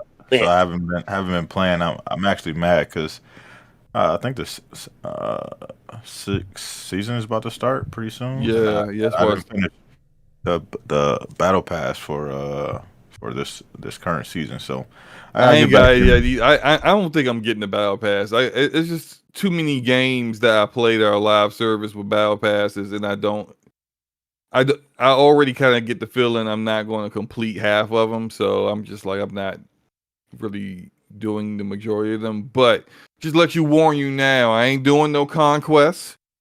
I ain't doing no rush. Listen, he don't want to play doing straight TDM. He don't want real Battlefield. I don't want none of that other crap. I ain't trying to get hit. I'm not trying to get shot up by Top Gun. Maverick dude flying in a plane. I'm not trying to fight no Black Hawks. None of that crap, man. I just want to shoot people in the face. He said Top Gun. You don't want to carry your RPG, man? Huh? No. That's I don't think I got that unlocked yet. I've been trying to look. That's funny. That is funny. I got the starter assault rifle, the MA53, whatever the heck it's called. I just use that. I got all the attachments unlocked. I'm just shooting people in the face, man. Get it right. M4A3, sir. M4A3. That's funny. No, it's the MA5 something. I'm telling you, that's the gun they gave me for the assault class. That's what I got. The default gun. That's all I use, and I'll be slapping people.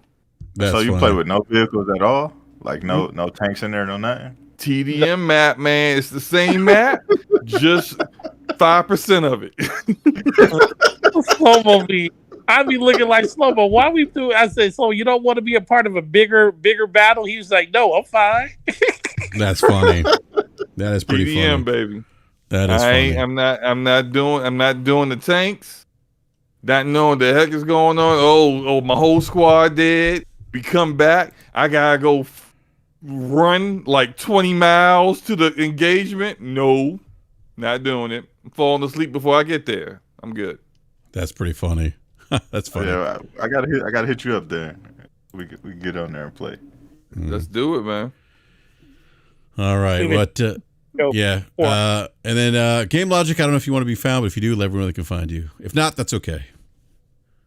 Yeah, I'm the same. I'm not really hanging out on Twitter much anymore, but you can catch me Sunday nights on the Enough to Keep Going Weekly Games podcast on the E2KG Network podcasting channel on YouTube at about 8:45 p.m. Eastern Standard Time, or just Eastern Time. In general, we usually not always on time. Between 8:45 and 9 p.m. usually. Yeah. All right. Sunday nights. Yeah. All right, gentlemen. Well, thank you again, and we'll be back next week. Enjoy the rest of the week gaming. Have fun doing so, because that's what it's all about. We'll catch you next time.